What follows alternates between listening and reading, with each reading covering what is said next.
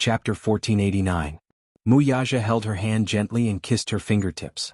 The moment he looked down, the tenderness in his eyes seemed to melt her. The wind outside the window was bitterly cold, but at this moment she felt a sense of warmth in her heart. "Hold my hand when you get out of the car, okay?" He tried his best to soothe her uneasy heartbeat with his gentle voice. The Bentley slowly stopped at the end of the red carpet. From the rearview mirror, Yun Shishir could see many reporters swarming around the car door. They held up their cameras and flashed their flashlights continuously. Every one of them was trying to be the first to capture this scene before everyone else. The bodyguards immediately rushed over to divert the crowd. Unfortunately, the media was too crazy. Wuxia smiled, opened the door and got out of the car. Then, under the bright flashlights, he turned around and held her hand. Yun Shishir held his hand and slowly got out of the car. Her gorgeous cheongsam and her exquisite and perfect figure were exposed to everyone's eyes. "Oh my God! It's Yun Shishir. Is she the newcomer who sat next to Gu Xingze at the fashion show? I remember her. Her figure in the ink painting on the red carpet was simply stunning." Yun Shishir's appearance at tonight's fashion show was not surprising. However, what was unexpected was that her male companion on the red carpet was actually Wuxia. Wuxia. This name, even when placed in the international arena, was like thunder to one's ears. As the top celebrity in the business world, the Mu family was one of the wealthiest families in the business world. Wuxia was the head of the Mu family and the CEO of Dishing Financial Group. He used to be the young master of the Mu family and was now the CEO of Dishing Financial Group. His appearance on the red carpet was the biggest surprise of tonight's event. Actually, Milan's fashion show would send VIP invitations to the Mu family every spring and autumn. After Wuxia received the invitations, he would always throw them aside and ignore them. His appearance was a veritable VIP. Tonight, he was dressed in a handmade suit. He was tall and straight, slender and handsome. His delicate facial features softened the charm of Oriental classics and the profound mystery of European descent. His exquisite silhouette was full of heroic spirit. However, compared to the past, there was less coldness. Because of the woman beside him, there was more gentleness between his brows. When he and Yun Shishir appeared on the red carpet, they instantly outshone the crowd. Magnesium lights flashed across the sky, causing half of the night sky to be as bright as day in an instant. "It's the CEO of Mu Group, Wuxia. I heard that he's a business genius. He's young and talented." The reporters were in a frenzy. It seemed that no one had expected that tonight's finale guest would be the rumored scion of a prestigious family, Wuxia. Wuxia held Yun Shishir's hand and walked towards the end of the red carpet. Shocking. It was really too shocking. In the past, there had been female celebrities and male guests on the red carpet together. However, it was rare for such a pair to be so good-looking. The man was so handsome. The woman was gentle and moving. A talented and beautiful couple, a golden couple. This was it. Wuxia was calm and collected. When he held Yun Shishir's hand and walked to the center of the red carpet, the reporters burst into screams. "Stop. Stand where you are and take a group photo, okay?" Chapter 1490. Yun Shishir, can you smile? Hearing this, Yun Shishir cooperatively revealed a charming smile, which instantly captivated the reporters in the press gallery. Even some of the international reporters were mesmerized by her smile. It was too beautiful. Especially this cheongsam, when she wore it, it was indescribably beautiful. She exuded a sense of asceticism from head to toe. Chinese elements were highly valued overseas. Many fashion weeks had Chinese-themed fashion shows. This time, the Milan Fashion Week also had a Chinese-themed show. Especially the cheongsam, it was once the favorite of many Hollywood actresses. However, it was because of the difference in their bloodlines. How could those blonde-haired and blue-eyed foreign actresses exude the charm of the cheongsam and its unique classical mystery? These reporters had attended so many events and could be considered to have seen countless people. However, they could not pick out a female actress who wore a cheongsam and was as beautiful as Yun Shishir. The red high heels on her feet were based on classical elements. It matched the gown very well. "Yun Shishir, look over here." A cry of surprise came from the group of reporters. Yun Shishir immediately looked in the direction of the sound, and the smile on her face became even more beautiful. The magnesium lights flashed even more fiercely. Yun Shishir and Wuxia cooperated with the media's request and got closer to each other to take a few photos. The two of them stood together and looked very compatible. The celebrities who had already walked the red carpet and were standing at the entrance of the venue could not help but whisper, Many of the celebrities who had rushed over from China to attend the Fashion Week banquet were silently guessing the relationship between Yun Shirshir and Mu Yaja. Mu Yaja was the big boss of Huanyu. The huge Huanyu was just a branch of Dishing Holdings. Mu Yaja could be said to be the king of the entertainment empire. However, it did not decrease that he had held the hand of any female actress and attended such a banquet together. No one could tell what the relationship between the two of them was. Many people were so jealous that they gritted their teeth. Who would believe that Yun Shirshir didn't have any background? She had just debuted and she already had so many resources. She was also involved in a scandal with Gu Xingze, and she was walking the red carpet with such a prestigious figure like Mu Yaja. Could it be that she was Mu Yaja's pet? However, Mu Yaja rarely had any scandals in the circle. It was rare for him to be so close to any female celebrity. Previously, Mu Yaja had a fiancée. However, a while ago Mu Yaja held a press conference and announced that Mu Yaja and Mu Wanru had broken off their engagement. This news made many people jump for joy. At this moment, Yun Shirshir and Mu Yaja had become the focus of everyone's attention. At the request of the media, Mu Yaja intimately hugged Yun Shirshir's waist and planted a kiss between her eyebrows. The reporters all captured this sensational kiss of the century. When Han Yuyan saw this scene in the car, she suddenly couldn't sit still. She couldn't help but feel annoyed. She watched helplessly as Yun Shirshir and Mu Yaja walked down the red carpet together. She was in a bad mood. She thought that Yun Shirshir deliberately wanted to be the last to appear. She didn't expect that she was arranged to be the last to appear because she had a big shot like Mu Yaja.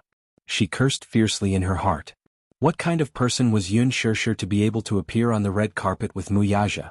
Mu Yaja rarely appeared in front of the camera. Chapter 1491. Han Yuyan couldn't help but let her imagination run wild. What was the relationship between Yun Shirshir and Mu Yaja? How could they stand so intimately together and walk the red carpet together? Mu Yaja was a tycoon in the business world, but he had always been handsome and aloof. There had never been any women around him. Yun Shirshir was probably the first. Could it be? Han Yuyan couldn't sit still when she saw this. All of a sudden, she began to suspect that she had underestimated Yun Shirshir. Maybe this Yun Shirshir wasn't such a simple newcomer. Yun Shirshir stood in the middle of the red carpet with a smile. She looked so charming, as if she was an otherworldly socialite who had walked out of an ancient painting. She also had a hint of arrogance and provocation. Her beauty was different from her usual reserved and pure look. She was flamboyant and sharp, like a blooming poppy. Even if people knew that it was highly toxic, they would rather drink poison to quench their thirst. Mu Yaja hugged her waist and faced the spotlights calmly. He rarely showed himself in front of the camera like this. In front of the camera, he was insufferably arrogant, exuding the extraordinary aura of a king. He had an imposing appearance and a heroic spirit. The intimidating elegance between his eyebrows made countless female celebrities fall head over heels for him and fall head over heels for him. Any one of his photos didn't even need post-processing. His handsome and exquisite looks completely crushed all the little fresh meats in the entertainment industry, and even the international male models in the fashion industry. He was too handsome. Very few people had the honor of seeing him in person. Many people were deeply shocked by his aura, so much so that for a moment, the cameraman's movements slowed down a little. Many female celebrities were so jealous that they didn't know where Yun Shirshir got the good fortune to be able to walk the red carpet with Mu Yaja. Those female celebrities who were racking their brains for tomorrow's headlines were a little frustrated at this moment. With Yun Shirshir like this, she would definitely dominate the headlines tomorrow. There was no hope for them. The domestic and foreign media took photos crazily to capture this historic scene. Shirshir, can you stay close to Chairman Mu? One more, thank you. Chairman Mu, hold her tighter. Mu Yaja did not give the reporters any extra chances. As soon as the time was up, he hugged Yun Shirshir and walked towards the autograph board, causing the media to scramble to follow them. Mu Yaja approached the signature board and took the pen that was handed to him. He then signed his name on the blank space on the board in a flamboyant and elegant manner. The tip of his brush was handsome and powerful. His words were just like him, arrogant and flamboyant. Every stroke was full of tension. In the past, such a signature would only appear on trade contracts that were worth hundreds of millions of dollars. This was the first time it appeared in an event that had nothing to do with business. After Mu Yaja signed his name, he handed the pen to Yun Shirshir. Yun Shirshir took the pen and smiled gently. She raised her wrist and signed her name beside his. The tip of the pen was graceful and her handwriting was very beautiful.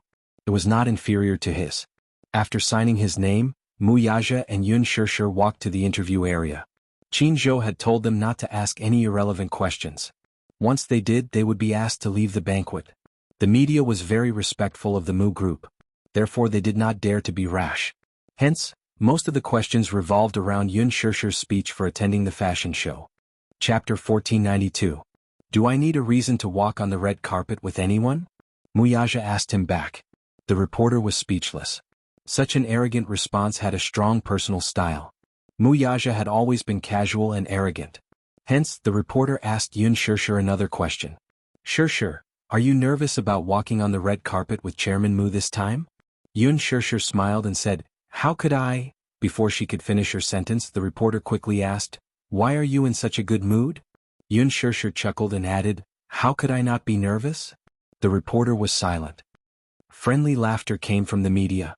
Yun Shishir said wittily, I'm too nervous, so I'm sweating when I talk. Yun Shishir was already good at dealing with the media. She already knew how to use words to cleverly avoid difficult topics. Her clever on-the-spot response made the media laugh in disappointment. Haha, Shishir is so cute.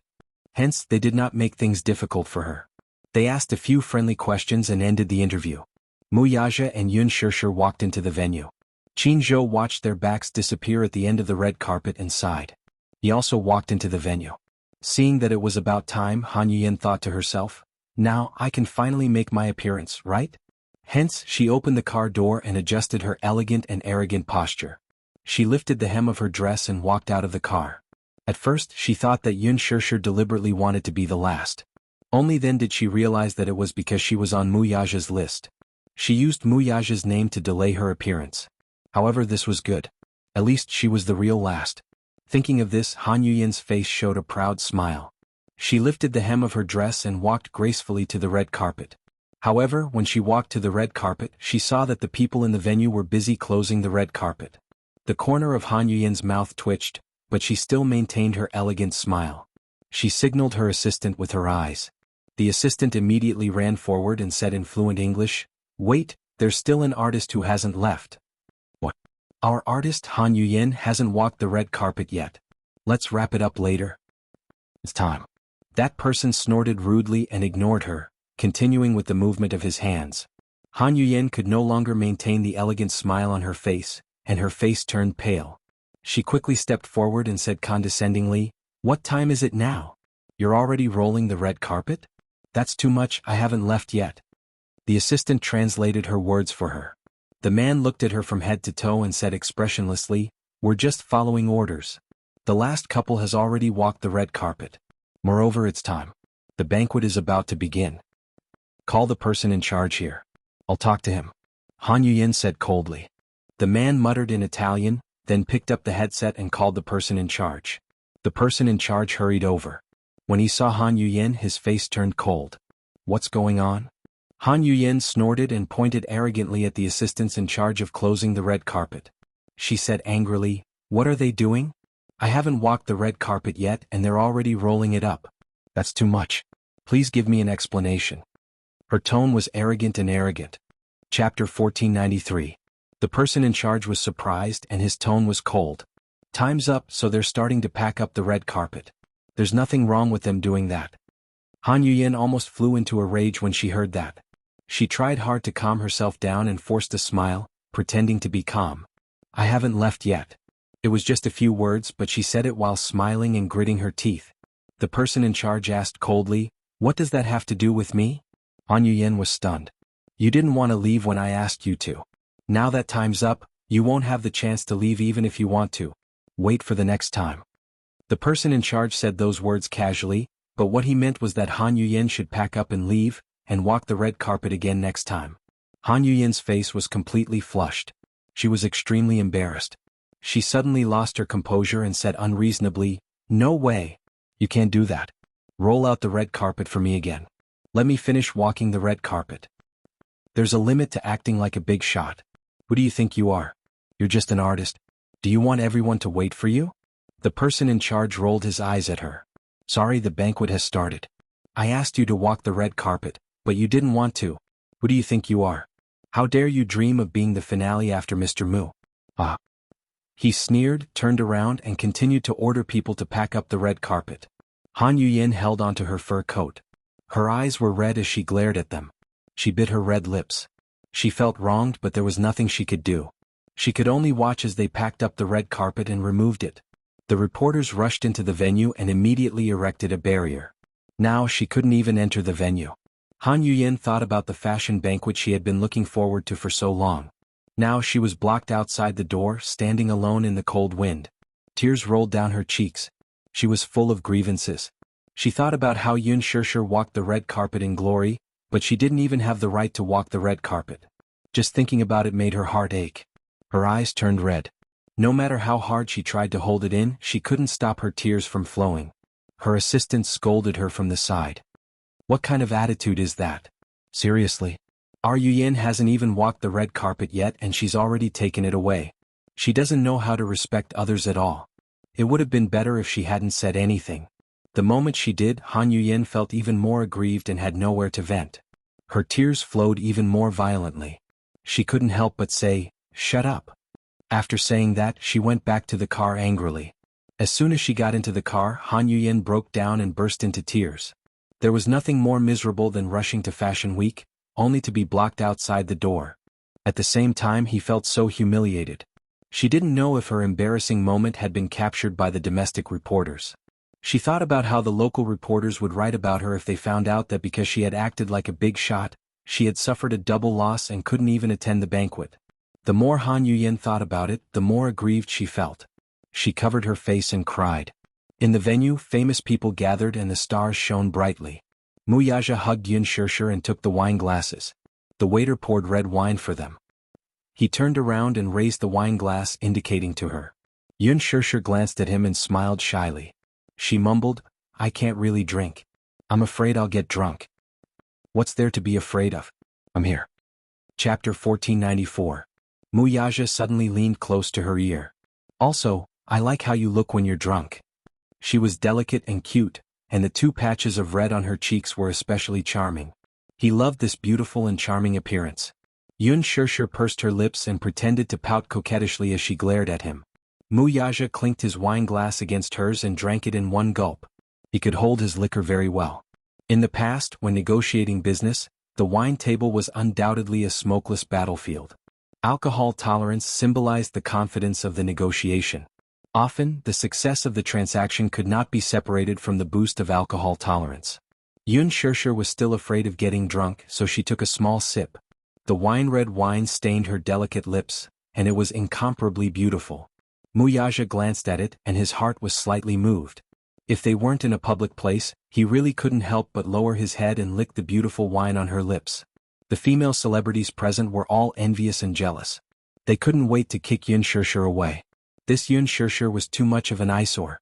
It wasn't just the domestic artistes. Some international celebrities were also a little jealous. Among them was Princess Charlotte of the Morocco royal family. As a member of the Morocco royal family, Princess Charlotte naturally received a VIP invitation to Milan Fashion Week. She didn't expect Muyaja to also come. She had met him once at the Morocco royal family's banquet. Under the arrangement of Duke Hanst, he danced with her. Charlotte thought that this man was quite interesting. During the dance, she could see that he was absent-minded and uninterested, as if he was very reluctant to dance with her. He made a few wrong steps and stepped on her a few times. Charlotte was displeased, but at the same time he left a deep impression on her. There were very few men who didn't like her. As the princess of the Morocco royal family, not only was she rich, but she was also beautiful and had a noble temperament. There were countless nobles who flocked to her like a flock of ducks. Not to mention those commoners. This was the first time she had seen a man with a cold face in front of her. There was no change in his expression, nor was there a trace of reverence or submission. After the dance, he left the dance floor in a hurry and did not linger. Charlotte could not help but be a little interested in him. This man is very interesting. Moreover, his noble and arrogant temperament was very attractive to her. She was tired of those men who fawned over her in every possible way. She was even more tired of those who treated her as if she was a high and mighty queen. Towards Muyaja's cold and arrogant temperament, she was very attracted to him. After that day through Duke Hanst, she expressed her admiration for Muyaja to the Mu group, hoping to meet him. Charlotte's view on love was very straightforward. Western culture had been implanted in her bones since she was young. To her, in love there was no such thing as who took the initiative or who was passive. If she liked someone, she would take the initiative to pursue him. Thus, she picked up a glass of red wine from the waiter's tray and walked towards Muyaja. Muyaja was standing in front of the dining table with Yun Shirshir in his arms, gently feeding her cake. Yun Shirshir said angrily, "I don't need you to feed me. You don't like me feeding you? There are so many people watching. It's not good. Don't worry about others." Muyaja did not allow her to say anything. The venue was divided into a VIP area and a non-VIP area. Chapter 1495. Hence, he felt that he had nothing to fear. However, Yun Shirshir could feel the sharp swords directed at her from all directions. So many pairs of eyes were staring at her with hatred. She felt uncomfortable all over. Muyaja ordered, "Open your mouth." Yun Shirshir was forced to open her mouth and was fed a mouthful of the tiramisu cake. It's so sweet." She raised her eyebrows in surprise. Muyaja saw that she seemed to like it very much and also took a bite. "Yes, it's very sweet." Qingzhou, who was watching from the side, covered his face. "Oh please, what was going on with these two? Shirshir, could you at least learn from Linji?" After entering the VIP area, it was as if you were on a spiral motor, constantly traveling among the famous celebrities to make your presence known. Looking at these two, they did not look at anything else after entering the venue. They only focused on tasting the delicious food at the dining table. When Qingzhou saw Yun Shirshir holding the cake and savoring it, he was especially angry that she did not fight for it. He expected better from her. The Fashion Week Gala was a gathering of many international celebrities, including the royal family, political leaders, big-name buyers, A-list celebrities, and internationally renowned directors and producers. Any one of them had many dazzling titles, and they were all resources that could only be found by chance. However, Yun Shirshir seemed to be possessed. She only focused on the delicious food and did not pay attention to anything else. Qingzhou was so angry that he stomped his feet. Why was this child so thoughtless? But on second thought, forget it. Let her be. Although this child was a little silly, fortune favors fools. Although she did not know how to fight for resources, the person standing next to her was the best resource. Muyaja. If he said that he wanted to help Yun Shirshir rise to the top, Yun Shirshir would definitely be smashed by all kinds of big-name resources that would fall from the sky. Qingzhou snorted and decided to ignore her. Hence, he went all over the venue to look for Gu Xingze. He did not seem to have seen Gu Xingze since he walked on the red carpet. Could it be that he was too depressed and didn't come? 2 hours ago, Gu Xingze arrived at the Louis Vuitton studio with a bouquet of lilies in his hands. According to the agreement, Yun Shirshir was supposed to be his female companion on the red carpet, so he arrived as promised. Before that, he had specially bought a bouquet of flowers, intending to give her a surprise. He remembered that Shirshir liked flowers in his heart. However, when they arrived at the studio, Qingzhou was about to leave, but Yun Shirshir was nowhere to be seen. He smelled it, but Qingzhou stammered, saying that Yun Shirshir had already left. Gu Xingze felt a little strange. He asked, "Didn't we agree to walk the red carpet together tonight?" Qingzhou, however, hinted that Shirshir had been taken away by Muyaja. Tonight, she would be walking the red carpet with Muyaja. The moment he finished speaking, Gu Xingze's face darkened and his eyes turned gray. He looked very disappointed. Qingzhou was very worried. Gu Xingze asked expressionlessly, "When did Muyaja arrive?" "I'm not sure. He took Shirshir away." "Yes." Qingzhou saw this and could not help but say, "Xingze, give up." Gu Xingze looked up at him in confusion. "Give up? I can tell that you like Shirshir a lot, right?" Qingzhou probed carefully, afraid that he would hurt him. Chapter 1496. Do you need to hide it in front of me? You clearly like her a lot, don't you? Qingzhou's tone became a little harsh. Gu Xingze, however, was distraught. "I've already said it. I didn't." "If you didn't, would you have accepted the job for The Love Diary?" Qingzhou suddenly questioned him sternly. Gu Xingze was stunned. "You accepted this job because you subconsciously wanted to use this reality show, even if it's fake or fictional, to be by Shirshir's side as her boyfriend, right?" Qingzhou was aggressive, but Gu Xingze remained silent and did not say a word. "You don't have to lie to yourself anymore, okay? You're in love with Shirshir, so why don't you dare to admit it? But as a friend of many years, I can only advise you to give up. It's impossible between you and her. I can tell that Muyaja cares a lot about her and he values her a lot. You have no chance at all." Gu Xingze still did not say a word. Qingzhou was also furious.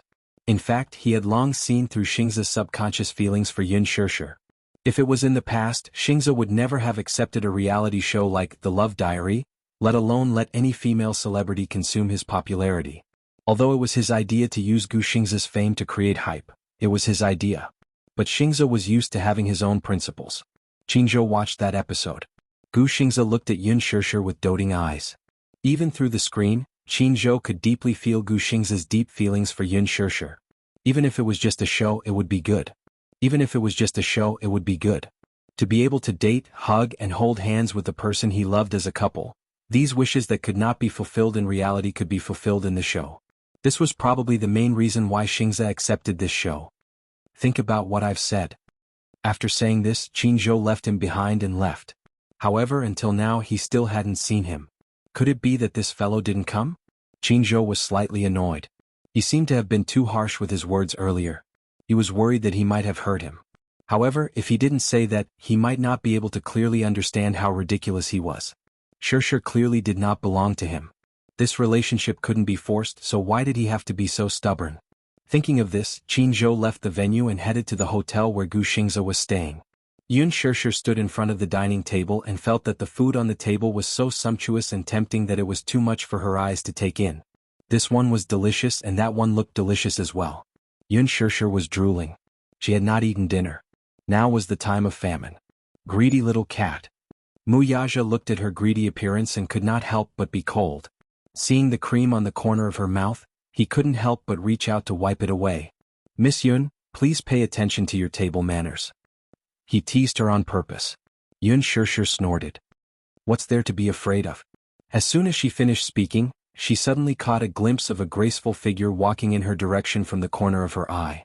An elegant woman in a gorgeous gown was holding a wine glass in one hand and looking behind her. Her exquisitely made-up face seemed to be full of ambition. Yun Shishir was stunned and focused on her. However, she saw that she had already walked in front of her and stopped in her tracks. You? Yun Shishir frowned in surprise and confusion. Chapter 1497. Lowly commoner, move aside. Her arrogant behavior had undoubtedly infuriated Yun Shishir. She asked in return, Who are you? Do I know you? Who is this woman? Why is she so arrogant? They walked in front of her for no reason and one by one, they arrogantly asked her to make way for them. Muyaja heard the commotion and turned around. He caught a glimpse of a gorgeous figure from the corner of his eye. He was slightly stunned and instantly frowned. What are you doing? She walked to Yun Shishir's side and protected her in her arms. She glared at Charlot with a dignified expression. When Charlot saw Muyaja, the arrogant expression on her face instantly faded and was replaced by a light and charming smile. She went to his side and held his arm as if there was no one else around. She looked very intimate. Arthur, I finally caught you this time, haven't I? It's me, Charlot. We even danced together some time ago. Do you remember me? Charlot said in fluent French. She smiled and rested her head on his shoulder intimately. Yun Shishir was stunned. She was petrified and looked at the scene in front of her in disbelief. She looked up and glanced at Muyaja's gloomy face again. She finally understood what was going on. Her heart settled down. It turned out that another rotten peach blossom had appeared. She simply ignored it and left it to Muyaja to solve it himself. She turned around and continued to choose her favorite desserts. Muyaja could not help but feel frustrated. He wanted to push her away, but Charlot held onto him tightly and did not give him a chance to do so. It also seemed that she was doing this intentionally for Yun Shishir to see. She wanted her to see how intimate she was with this man. However, when Charlot looked at Yun Shishir smugly, she saw that she was holding the plate calmly and did not look over. She was calmly tasting the desserts. Charlot's face instantly darkened. This woman did not seem to care about her at all. Muyaja looked at her with a headache. This woman was the mess Mu Linfeng had thrown to him. Princess Charlotte was a member of Morocco's royal family. Princess Charlotte was the beloved daughter of Princess Caitlin of Morocco. Not only was she beautiful, but she was also very wealthy. As one of the future heirs of the royal family, there were countless admirers who flocked to him. The Mu family had many dealings with the Morocco royal family, so Mu Linfeng had high hopes for Muyaja and hoped that he could marry Princess Charlotte. Naturally, Muyaja was well aware of his uncle's thoughts. That was the reason why he had asked him to leave the country. Muyaja was filled with jealousy and dissatisfaction when he arranged for the princess to be with him. If the Mu group could form a marriage alliance with the Morocco royal family, the benefits would be unimaginable. It would be a great help to the Mu group. However, Muyaja was especially disdainful of this. What he hated the most was using marriage as a bargaining chip between business and politics. Moreover, since he already had a woman in his heart, he would not spare another glance at other women. Charlotte could not help but feel disappointed when she saw his cold expression. She raised her goblet and gestured to him. "Arthur, let's have a drink, shall we?" "Not interested." Muyaja's tone was still indifferent. He pushed her away expressionlessly, appearing especially cold. Chapter 1498. She had always been confident and arrogant. She had countless fans and the number of people who adored her was as many as the carps in the river.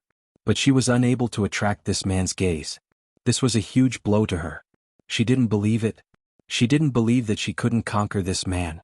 Charlotte appeared in front of her in a flash and pouted coquettishly. "Hey, what do you mean he's not interested? Make yourself clear," she questioned angrily. Yun Shirshir took a sip of the red wine and glanced at Charlotte, reminding her kindly, "What he means is that he's not interested in having a drink with you." When Muyaja heard this, he was stunned and looked at her in shock. He thought that this woman would be like her usual self, hiding at one side like a coward and ignoring them. Or maybe she would start to let her imagination run wild and be overly suspicious. He didn't expect that she would be so daring to stand out and go against Charlotte. He couldn't help but be surprised at this.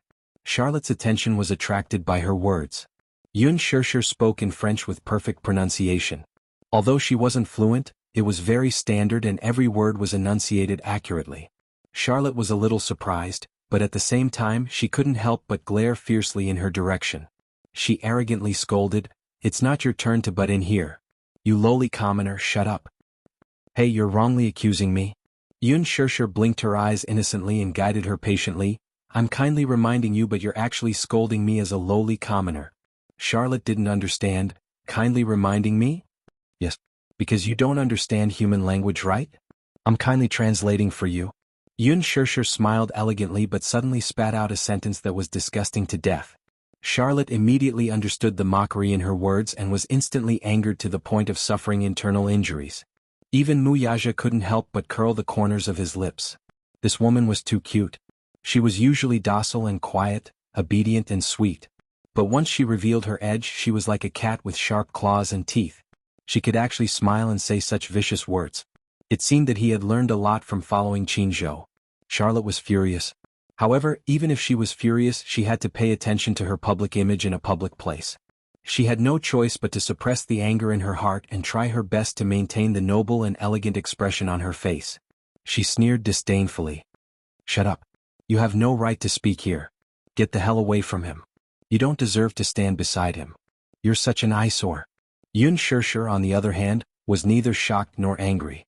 With a light smile on her face, she said, "Your Highness, you seem to be mistaken about something. Would you please examine the situation you are in? This is Milan, Italy, not Monaco, okay? Now that we're in Italy, can you please put away that disgusting princess act?" Charlotte was rendered speechless. She could only stare at her with her thick eyeshadow, wishing she could kill her with her gaze. Yun Shirshir glanced at her and smiled, "Don't stare at me with your dead fish eyes. Damn lowly commoner." Charlotte was at a loss for words. She was so angry that she clenched her fists. Her meticulously done nails were almost embedded in her palms. She glared at her fiercely. "Okay, I won't play with you anymore." Chapter 1499. Charlotte was left standing at the same spot, glaring angrily at him. When they reached a corner, Muyaja could not help but tease her. "Little thing, I didn't expect you to have such a fierce mouth." As he spoke, he reached out and lightly scratched the bridge of her nose. "Who asked her to have such an arrogant attitude? Does she really think that I'm a pushover?" Yun Shirshir curled her lips coquettishly, and there was a hint of playfulness in her eyes. Muyaja could not help but feel a little curious. How did you know her identity? He had never mentioned Charlotte's identity in front of her. Yun Shirshir looked up and glanced at him. Then she said, "Firstly, from the way she spoke, she was so arrogant. Her every movement had a strong aristocratic accent. It seems like she's either rich or noble." As for the second one, from the way she spoke French with a unique accent, so I guessed her identity. The official language of the Morocco royal family was French. Looking at her haughty princess-like appearance, she vaguely guessed her identity. Carefully looking at her face, she remembered that she had seen her on TV before. When the Morocco royal family crowned Princess Charlotte, there were related reports in the country. She happened to see it. Muyaja smiled. So you're not stupid? Hey, I'm very smart, okay? Yun Shirshir retorted. When I was in school I was at least a top student. Otherwise how could you be so smart? Yu is so smart. Didn't he inherit my genes? Then why can't Xiao Yichen solve a simple math problem? Because he inherited your stupidity. Yun Shirshir was choked by his words, but she was extremely disdainful of his words. She snorted coldly. Mr. Mu, you seem to have overlooked a problem. What? A child's innate genes are important, but their education is also very important. Look, Xiao Yichen isn't proficient in his studies at all under your tutelage. Look at you.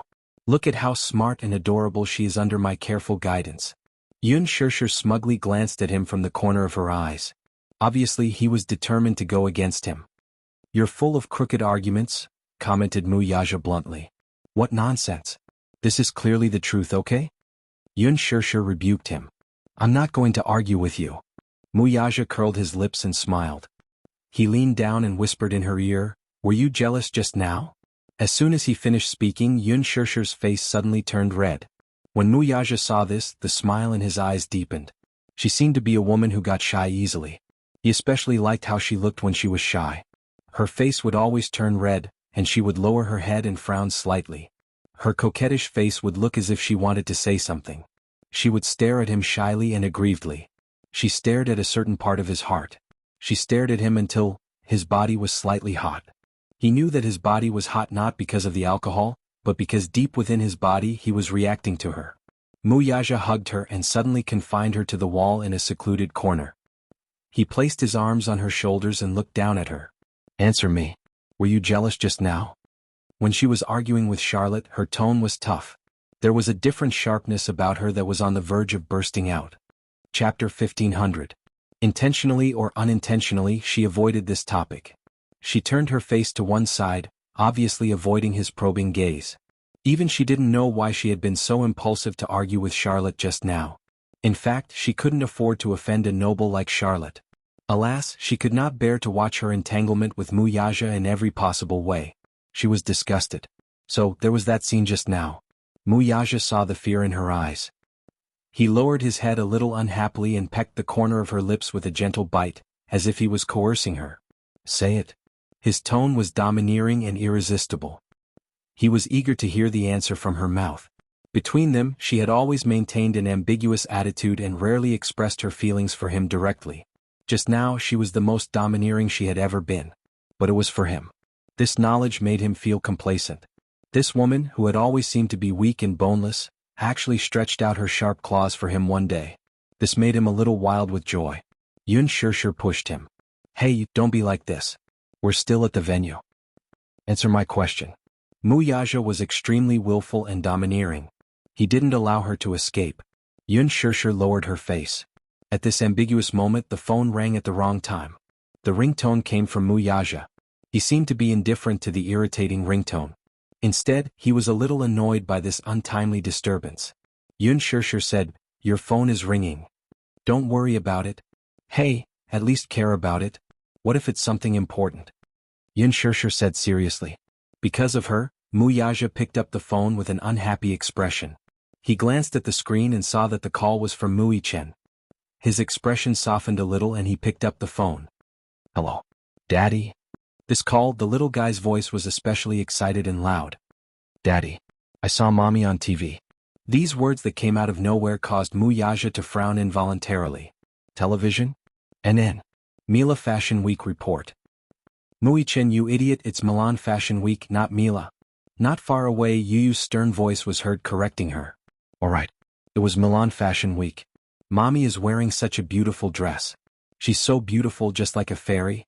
Xiao Yichen finished speaking excitedly. In an instant, his voice sounded strangely aggrieved. What a pity. I didn't see it with my own eyes. I can only watch Mommy on the TV. Mu Yaja. Yun Shirshir could vaguely hear Xiao Yichen's voice, but she couldn't make out what Xiao Yichen was saying. She stared wide-eyed at Mu Yaja's expression. Mu Yaja said, Little idiot, haven't you gone to bed yet? Daddy, you're the idiot. It's already noon here. Xiao Yichen snorted. Mu Yaja broke out in cold sweat. He had forgotten that there was a time difference between capital city and Milan. It was 9 o'clock in the evening in Milan, and 2 o'clock in the afternoon in capital city. Daddy, I miss Mommy so much. When is Mommy coming back? Mu Yichen's weak voice came from the other end. It sounded inexplicably sad, as if he was about to cry. Chapter 1501. Alive? Mu Yaja couldn't help but feel disappointed by the little boy's choice of words. How could he describe it like that? The two little boys had indeed missed their mother dearly these few days. Yun Shirshir could still hear Mu Yichen's heartbroken complaints through the phone. I miss Mommy so much. She heard these words clearly. Hearing Mu Yichen's longing, Yun Shirshir's eyes reddened. Yun Shirshir had a few days of intense work. Once she was done with the recording of The Love Diary, she was dragged to the recording studio by her manager for a voiceover session. Just as she was done with the voiceover session, before she could even step into the house, she was dragged onto a private plane to Milan by her manager. She counted the days and realized that she hadn't seen the two little lads for about half a month. Yun Shirshir missed them dearly. She snatched the phone from Mu Yaja's hand. Xiao Yichin. The moment she spoke, there was a moment of dead silence on the other end. Then Xiao Yichin's ecstatic voice came through. Mommy? Mommy. His voice was extremely loud and clear. The child's tender voice was filled with 4 years of experience. Yun Shirshir's eyes reddened. Xiao Yichin, I'm so sorry. I haven't been able to tell you and Yu bedtime stories for the past few days. Mommy misses you so much, Xiao Yichin asked softly. Mommy, when are you coming back? His helpless question hit the softest spot in Yun Shirshir's heart. Her heart tightened and she blurted out instinctively, I'll be back tomorrow. Just as she finished speaking, she suddenly remembered that there were a few shows tomorrow. Qin Zhou had repeatedly emphasized that these shows were very important and couldn't be missed. However, she was worried about the two little boys at home. She missed them dearly. She had no choice. The two little lads were much more important than work. Once he heard that Yun Shirshir would be back tomorrow, Xiao Yichin was overjoyed. He held the phone and jumped up and down excitedly. Awesome. Awesome. Mommy, what time will you be home tomorrow? I haven't booked the plane ticket yet, so I don't know. I see. In an instant, Xiao Yichin's tone turned gloomy. He was indescribably disappointed. Yun Shirshir couldn't bear it and immediately said, I'll definitely rush back as soon as possible, okay? Xiao Yichin's voice was filled with vitality when he heard her promise. When Mommy isn't here, you must take good care of your little brother. Yun Shirshir stared at her seriously. Little Yichin hummed in acknowledgement before patting his chest in assurance. My dearest Mommy, don't worry. I took good care of you. Okay, be good. Stay at home and wait for Mommy to come back. All right. Xiao Yichin promised again and again. After hanging up the phone, Yun Shirshir's eyes were empty. She thought about how Qin Zhou would coldly reject her when she mentioned that she wanted to return home early. Just thinking about it gave her a headache. Is it too late to book the plane ticket now? There's no need to book the plane ticket. Yun Shirshir looked at him in confusion. What do you mean? Mu Yaja said, I have a private jet. Yun Shirshir was speechless. Mu Yaja said, we'll fly directly to the capital tomorrow. Yun Shirshir suddenly blurted out a very popular teasing phrase on the internet. Tycoon, do you lack accessories on your thigh? Mu Yaja smiled evilly. He grabbed her chin and kissed her flirtatiously. No, I need someone to warm my bed. Yun Shirshir was speechless. Chapter 1502. On the other side. Mu Yichin hung up the phone and said to Yu proudly, Yu, Mommy is coming home tomorrow. Yu, who was standing at the side, glared at him resentfully, his eyes filled with murderous intent. Little Yichin could not help shrinking his neck under his father's stare. Licking his lips, he fearfully asked, Why are you staring at me like that? What do you think? Yu crossed his arms and stared at him coldly. I'll take good care of my brother. Mu Yichin, aren't you embarrassed to say that? Mu Yichin blinked innocently as Yu stood in front of him and counted with his fingers expressionlessly. I washed your clothes, cooked your meals, told you bedtime stories every night and woke you up. I made noodles for you in the middle of the night when you were hungry. Mu Yichin, who's taking care of who? The more he spoke, the angrier he got. When his mother was not at home, he had to take on the role of a father and a mother at home. He wished he could have 3 heads and 6 arms to take care of Mu Yichin. In the end, the lad was heartless. He turned around and asked for a reward from his mother. He even promised her that he would take good care of his younger brother. Who's taking care of who? Mu Yichin felt guilty. He looked at him timidly and begged, Yu, brother was wrong. Don't be angry. Yu snorted coldly and put the laundry basket aside. He sat on the sofa angrily and crossed his arms. It was obvious that he was furious. Muichin went up to him in a fawning manner. Just as he was about to reach out to hold his brother's hand, the latter unceremoniously slapped his hand away and ignored him. Go away. Wasn't it too late to try to please him now? You don't be angry. You don't look good when you're angry. Look at your face. It's wrinkled like an old man. You looks best when you're not angry. Muichin coaxed him. However, his words only added fuel to the fire. Like an old man? Yu glared at him and said proudly, You're the old man. Yu, don't be angry. Brother doesn't know how to talk. Yu was speechless. He was completely speechless at his stupid brother. Idiot. Idiot. He's so stupid. Yu crossed his arms and turned his head to the side in a fit of anger. These days he was like a full-time nanny taking care of his stupid brother. She didn't eat well, was picky about what she wore, was naughty, broke several vases, and even shamelessly asked for a reward from mommy. Just thinking about it made him angry. Muichin sized him up carefully and said, Yu, don't be angry. Yu glanced at him coldly from the corner of his eyes. At this moment, the little lad was sitting on the sofa with his legs elegantly crossed and his arms crossed. His arrogant demeanor made him look like an elegant queen who was unapproachable. Muichin tentatively sat beside him and reached out to carefully massage his shoulders. You be good. You be good. Don't be angry anymore. Yu rolled his eyes in his heart. Was this idiot treating him like a 3-year-old child? However, Muichin's flattery was still effective. Yu suddenly said, Be gentle. Okay. Muichin obeyed his orders obediently. He loosened his grip a little as he carefully massaged his son's shoulders and coaxed him sweetly, Yu's worked hard. Brother will massage your shoulders. Chapter 1503. While she was enjoying the massage, she also reminded him to control his strength from time to time. Xiaoyichin smiled apologetically and had a lot of fun massaging her. Yu, is it comfortable? It's just SOSO. Yu commented coldly without even lifting her eyelids. Little Ichin let out a defeated whimper and continued to work hard on the massage. Idiot, be gentler. Here, be a little heavier. It's comfortable. Xiaoyichin smiled proudly. His silly face was extremely cute. Yu raised the corners of her eyes and glanced at him lazily from the corner of her eyes. She instructed, You're done massaging. Go and dry the clothes. Xiaoyichin's face fell and he nodded unwillingly. Then he carried the laundry basket and walked to the balcony with a sad face. Yu's eyes curved into crescents. She snickered as she looked at Xiaoyichin's dejected back. A smug look appeared on her face. This guy can be quite cute sometimes.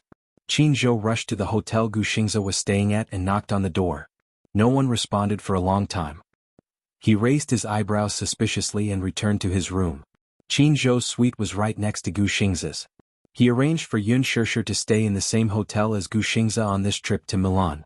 At the same time, he prepared a room key for both of them just in case. When he returned to his room, he found a spare room key for Gu Xingze's room. He used the room key and successfully entered the room. However, what he saw was a dark room. He turned on the lights in the hall and closed the door. When he passed by the bathroom, he heard the sound of water flowing from the bathroom. He was shocked. He pushed open the unlocked door and rushed in. The sound of water came from the bathtub. He walked to the bathtub. There was no one in the bathtub, but it was filled with water. The showerhead was not turned off and water kept flowing. The water in the bathtub kept overflowing and covered the floor. As soon as he entered, his shoes became wet. Gu Xingze must have forgotten to turn off the showerhead after showering. It seemed that he did not attend the banquet tonight and went straight back to the hotel. Qinzhou frowned and turned off the water. If he did not check in time, he did not know when to see if the water would to come flooding. The time to check. He walked into the bedroom and saw to the balconies open. The bedroom was a large suite, and the balcony was an open-air observation deck surrounded by floor-to-ceiling windows. The evening breeze poured in through the windows, making the curtains dance. The room was cold to the room. To the balcony, to the balcony, to the balcony. Gu Xingze, dressed in a black bathrobe, was leaning lazily on the sofa with his head lowered. In the darkness, she could not see his face clearly, but she could still feel the deep aura emanating from him. You seem to be a little tired. Qinzhou's gaze fell on his hand. Between his fingers was a cigarette that was about to burn out. There was an ashtray on the low table next to him. The ashtray was full of cigarette butts. Qinzhou was stunned. In his impression, Gu Xingze seldom smoked. He was not addicted to smoking. He only smoked a few cigarettes to refresh himself when he stayed up late to memorize the script. However, it was rare for him to smoke so fiercely.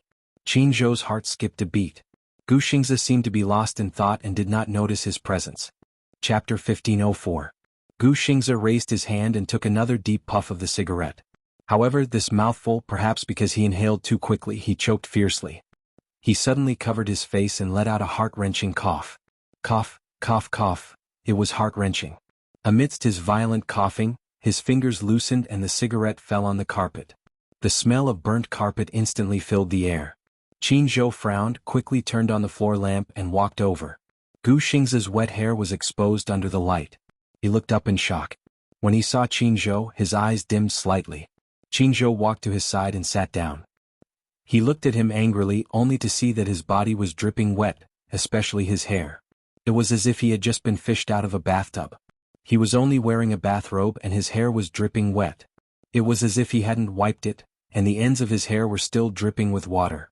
Qin Zhou's heart ached when he saw this. How did this man in front of him become so decadent? In the past, Gu Xingze had always been high and mighty. He was cold, arrogant, and inviolable like a king. He would never show such a weak side. Qin Zhou could not help but feel heartbroken. At the same time, he could not understand. Xingze, how did you become like this? Ever since he terminated his contract with Gu Xingze and became Yun Shishir's manager, Gu Xingze did not hire another manager. He had his own studio. Everything in his acting career was managed by his team. Gu Xingze opened his eyes lazily and did not say a word. He grabbed the cigarette box on the table and put a cigarette in his mouth. He was about to light it. Qin Zhou quickly snatched the cigarette from his mouth and said angrily, "How many cigarettes have you smoked? Why are you still smoking?" As he spoke, he glanced at the ashtray. The ashtray was full of cigarette butts. How many cigarettes had this guy smoked without saying a word?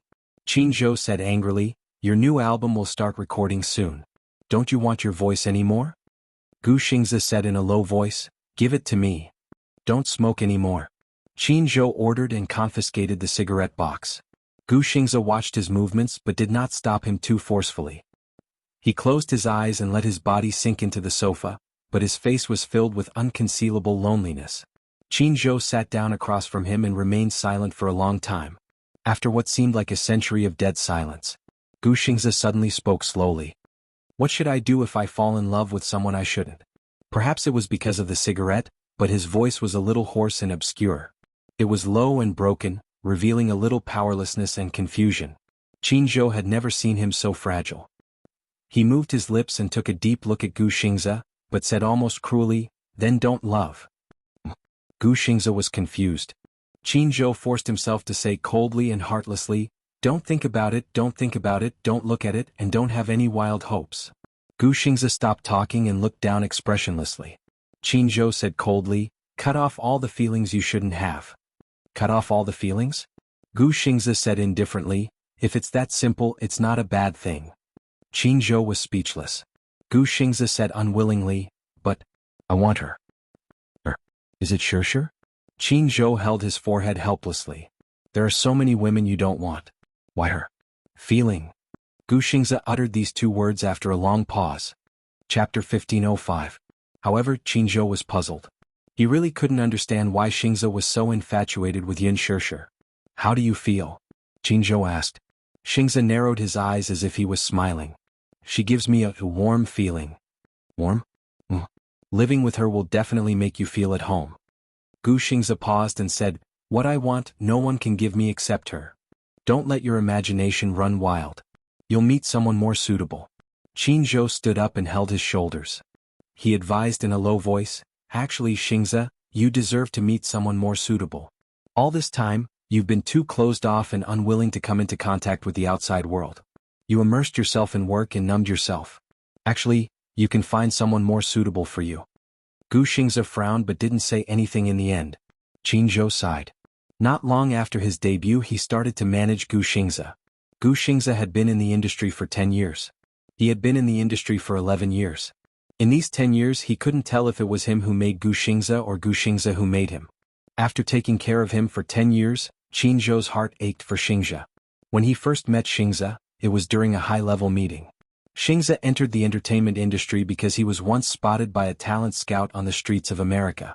He was invited to the company and was coaxed into signing a contract. Strictly speaking, Qin Zhou was his second manager. At that time, Qingzhou was just 20 years old.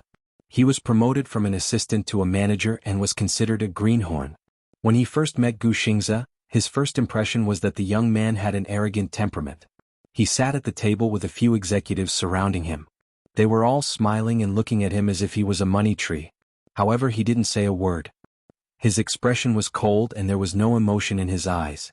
At that time, the domestic entertainment industry wasn't at its peak. At that time, Hong Kong, Taiwan, Japanese and Korean idols were very popular. Gu Xingze was like a piece of high-quality jade. Even though he hadn't been carved, he was still natural. He was the kind of person who would be attracted by his handsome appearance at a glance. He had unlimited potential. However, it wasn't until he got to know him better that he understood that this youth's coldness seeped into his bones. He was the illegitimate son of the Gu family in the capital. He had the blood of the Gu family, but he was not acknowledged by the Gu family. When he was very young, he was exiled abroad and lived alone. The reason why Gu Xingze was exiled was because he was overseas and had nothing except for his expensive living expenses. There was no affection, no family, no friends. His mother had left him a long time ago. Therefore, it could be said that Gu Xingze had always been alone. Therefore, the first time they met, Qingzhou saw a strong sense of loneliness and melancholy in his eyes, as well as a distant aura that was difficult to get close to. He was usually a man of few words. It was only when he was on stage that he forced a smile as if he was wearing a mask. She was blessed with exceptional beauty and was sought after by her fans. Her first album was a whirlwind and she became famous overnight. Ever since his debut, Gu Xingze had been a rare, high-quality idol in the entertainment industry. He was immune to any rumors. The entertainment industry was a big dye vat. No matter who stepped into it, they would be tainted. The relationships between men and women in the circle were very messy. There are always these chaotic parties. Chapter 1506. The company home 2 points 1 line. Other than that, he had to rush for work and fly all over the world. Yun Shishir was probably the only woman he cared about. Was it because Shishir gave him the feeling of home? Qingzhou immediately understood. Yun Shishir did have a warm charm. She did not speak much, but when she smiled, she seemed to be able to give people endless strength. When he was with her, he felt very at ease, very steady and very calm. Indeed, there was the warmth of a family. But this woman was the only one he could not touch no matter what. Xingze, you should be rational. Qingzhou said earnestly, I also like Shishir a lot, but you have to remember that this is not a woman you should touch. Remember, this is not a woman you should touch. Gu Xingze closed his eyes deeply. Qingzhou said to him as if he was bewitching him, cut off these feelings that you should not have. Xingze, listen to my advice. Mu Yaja is not someone you can afford to offend. Even if, Gu Xingze suddenly raised his voice and interrupted him. His handsome eyes suddenly opened, revealing a sense of ambition and desire that he had never had before. Even if I become the head of the Gu family? Qingzhou was stunned, not understanding the meaning behind his words. Is it because of Mu Yaja's status as Firen? Or is it because the Mu family is so powerful that I, as an artist, cannot compete with them? Gu Xingze's tone suddenly became a little agitated. He suddenly leaned forward and grabbed Qingzhou's collar tightly. Then, if I replace my brother and become the head of the Gu family, will this status be enough to compete with him? Qingzhou quickly covered his mouth. Don't say such dangerous things. He paused and suddenly lowered his voice. Don't forget that the Gu family has assigned people to watch over you 24/7. What if the room is bugged and Gu Jinglian hears what you said? His voice stopped abruptly, but he didn't continue speaking. Gu Xingze's mouth was covered, but his face was calm and there was no fear in his eyes. He just stared at him coldly. Qingzhou's heart skipped a beat. Gu Xingze's bold words still echoed in his ears. If I become the head of the Gu family, will this identity be enough to go against him? Was he crazy? In order to snatch a woman from Mu Yaja, he didn't hesitate to compete with Gu Jinglian for the position of the head of the family. Was he crazy? Qingzhou suddenly asked, how much do you love her? How much do you love that woman? Don't you care? She and Mu Yaja have 2 children. Gu Xingze remained silent. Qingzhou continued, 7 years ago, the Mu family hired a girl with a clean background to be a surrogate mother for the Mu family and gave birth to 2 children. And I've already found out that this girl is Yun Shishir. You really don't mind? Why should I mind? Gu Xingze retorted coldly. Qingzhou was stunned. I like her. I don't care about the past. Qingzhou said, yes, you don't care. You're with her, but what about the 2 children? Gu Xingze was silent for a while. Suddenly he said very seriously, I will be a qualified father for them. Qinzhou couldn't believe it. Are you crazy? Yes, I'm crazy. Chapter 1507. You're crazy. Qinzhou widened his eyes in disbelief. Is she worth it? Is she worth it? Gu Xingzi stared at him with determination. She's worth it. Qinzhou was stunned and choked on his words. Gu Xingzi clenched his fists. Under the moonlight, his handsome face looked determined. I want to give her the happiest life. He wanted to give Shirshir the happiest life. Even if you have to sacrifice your life for her? Qinzhou frowned with a complicated expression. Yes. It was a simple word, but there was no hesitation. Gu Xingzi's eyes were unprecedentedly determined. In the past he rarely took the initiative. Initially, he had hidden his feelings for Yun Shirshir deep in his heart because he did not want his feelings to burden her. If you love someone you should not be conservative, but you should not bring trouble to that person. But now he did not think so. Especially when he saw the scene on television where Mu Yaja held Yun Shirshir in his arms as they walked down the red carpet. He could not take it lying down. He was not willing to give in. He was not willing to give up the woman he loved to someone else. Gu Xingzi walked to the rubbish bin and bent down slightly. He picked up the bouquet of lilies in the bin and held it in his hands. These were the flowers he had intended to give her. Qinzhou stared at his proud back view. His expression was complicated, but there was also a trace of helplessness. He knew Xingzi well. Once he was stubborn, he was hopeless. He could not help but worry for him. Xingzi, have you thought it through? Gu Xingzi's back was facing him. He said in a low voice, yes. I want to get Shirshir back. Qinzhou said, have you ever thought that she doesn't love you? What will you do? Gu Xingzi heard this and turned around. His lips curled into an enchanting smile. No, I will make her fall in love with me. After the banquet ended, Yun Shirshir searched the venue but did not find Qinzhou and Gu Xingzi. She could not help but feel puzzled. At the same time, she felt a little empty in her heart. Why wasn't Gu Xingzi at the banquet? She did not see him today. Could it be that he did not attend? Did something happen? She was actually a little worried. Originally, Gu Xingzi had invited her to walk the red carpet with him, and she had agreed. But now that she had broken her promise, she could not help but feel a little guilty. When she dialed Qinzhou's number, she couldn't get through either. Mu Yaja hugged her and asked, who are you looking for? Yun Shirshir turned around and the panic in her eyes disappeared. She immediately replied, I'm looking for Qinzhou. Why are you looking for him? I'm checking on you. Yun Shirshir glanced at him. Why did it sound like an interrogation? What? Can't I ask? Mu Yaja pretended to be unhappy and said, it's so late. He should be back at the hotel. Then he should have told me. I've already greeted him. What? Mu Yaja leaned close to her ear and said ambiguously, I told him that you are mine tonight. Eh? Yun Shirshir gritted her teeth. She was a little angry at him for spouting nonsense. She could not help but glare at him. Why did you say that? It will cause a misunderstanding. Mu Yaja suddenly lowered his head and gave her a fierce peck on the lips. There was a hint of displeasure in it. Misunderstanding what? Yun Shirshir was at a loss for words. The chauffeur arrived in the car. He hugged her and used one arm to stabilize her weight. He carried her into the car. As soon as they got into the car, he impatiently covered her lips again. Chapter 1508. Mu Yaja raised the partition, separating the driver's seat from the back seat. At the same time, he trapped her in his arms and kissed her passionately. In front of him she was no match for him at all. She met his aggressive kiss with difficulty, but for a moment she was so frightened by his ferocious strength that she did not know what to do. In just a short while she was dizzy from his kiss and turned into a puddle of spring water in his arms.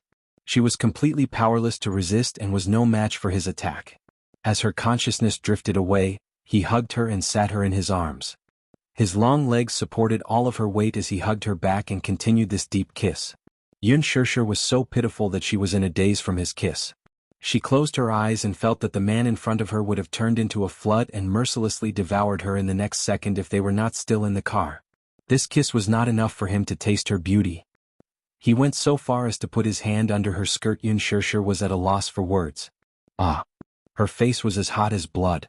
Don't! She lowered her voice and begged pitifully. Hearing her begging, Mu Yaja opened his handsome eyes and stopped her. What? Hey. We're still in the car. The more Yun Shirshir spoke, the redder her face became. Don't be like this. Don't what? Mu Yaja mischievously tempted her to continue speaking. Yun Shirshi's face was so red that she could not speak. She wanted to say that they were still in the car. Could he be a little more cautious and not be like a hungry wolf? Muyaja lifted her chin and his gaze fell on her beautiful face with simple makeup. His fingertips gently rubbed those alluring lips. Originally, her lips were smeared with a layer of bright red lipstick. However, after a passionate kiss, the color of her lips had already faded and returned to their original pink color. However, it was such a natural cherry blossom pink color that it was extremely easy to arouse his desire to ruthlessly ravage her. "Kiss me." His words were not to be defied. Yun Shirshir bit her lips hard, but she was too ashamed to obey his orders. Muyaja saw her hesitation, and his eyes burned with passion again. When Yun Shirshir saw this, she was afraid that he would go berserk, so she ignored everything else and held his handsome face with her small hands, clumsily pressing her lips against his. She carefully licked and kissed him, the tip of her tongue delicately tracing the shape of his lips. Her inexperienced kissing skills made him unable to be satisfied. Kissing like this, there was no way to enjoy himself to the fullest. What a stupid woman. She didn't know how to kiss at all. He bit her lips unhappily, causing her to cry out in surprise. However, in the end he still managed to hold himself back. Muyaja fiercely restrained himself and allowed her to kiss him clumsily. Her small hands held his face and kissed him sincerely and seriously. He couldn't bear to interrupt her. Stupid woman. As he hugged her, he felt that every minute and every second that passed was an indescribable torture. Especially when her exquisite figure was intimately snuggled up to him, it was torture in disguise. Muyaja gritted his teeth as fine sweat seeped out of his temples. The car arrived at the entrance of the hotel. Chapter 1509. Muyaja hugged her waist and said, "Get off the car." At this moment, Yun Shirshir's body was slightly limp. That lingering kiss earlier had almost suffocated her. Hence when he hugged her waist, he quickly noticed that something was wrong with her body. Looking at her weak and boneless figure as she fell into his arms, Muyaja raised his eyebrows slightly and there was a teasing and playful look in his eyes. Why can't walk anymore? No matter how one looked at it, the curve of his lips was playful and full of evil. Yun Shirshir couldn't help but feel annoyed and at the same time, she hated this man's evil smile as she stared at him in annoyance, feeling extremely embarrassed. She tugged at his sleeve and stammered, My legs are a little numb." Muyaja curled his lips slightly but there was an ambiguous flame in his eyes which landed on her face. So much so that Yun Shirshir felt even more embarrassed from his deep gaze. This man. Really? This man was too evil. She was so embarrassed and wasn't the main culprit behind all of this because of him? Muyaja casually admired her embarrassment, and didn't pull her or hug her. He just watched as she slowly got off the car and with his long arms, he pulled her into his embrace. He couldn't help but kiss her earlobe as his heart was getting more and more anxious for her. However, he still forcefully endured it and in his voice, there was a trace of unusual oppression and obscurity. "Little thing, is this all you've got, You?" Yun Shirshir was even more embarrassed and angry as she raised her hand and hammered his chest. Muyaja didn't even bother to dodge as he allowed her to punch him. To him, this little fellow's fist strength was really insignificant and it was just like scratching an itch. He stretched out his long arm and firmly supported her. His right arm exerted a little force and her entire body was wrapped in his embrace. Compared to his 188 body, she was just too petite. Adding on to the fact that she was skinny, with one hand holding her, it was as if he was holding a large cloth doll. She didn't see any strained expression on his face as he hugged her like this without any effort at all. Being hugged by him like this, she felt like a little child. Yun Shirshir's face was full of charm and when she raised her head to look at him, she could only see the side of his handsome face which was incomparably handsome and at the same time, it revealed a bone-deep arrogance. This man's strength had already reached a terrifying stage. Although she was skinny, she was still 48 kilograms and he was able to steadily support her with one arm which was really shocking. When Muyaja carried her into the hotel in such a strange way, the few waiters in the lobby were all stunned as they looked on helplessly. While they were shocked, they couldn't help but sigh at this man's astonishing arm strength. Some female staff were shocked and at the same time, they also felt envious. Yun Shirshir probably didn't know. However, when the others saw Muyaja lowered his head to look at her, that pair of doting eyes, just one look and they felt that their hearts were about to melt. They stared at this scene without blinking. The man was incomparably handsome and well-dressed while the woman was petite and delicate. Her delicate features revealed the charm of an Eastern classic. Chapter 1510. No matter how one looked at it, the two of them looked so compatible.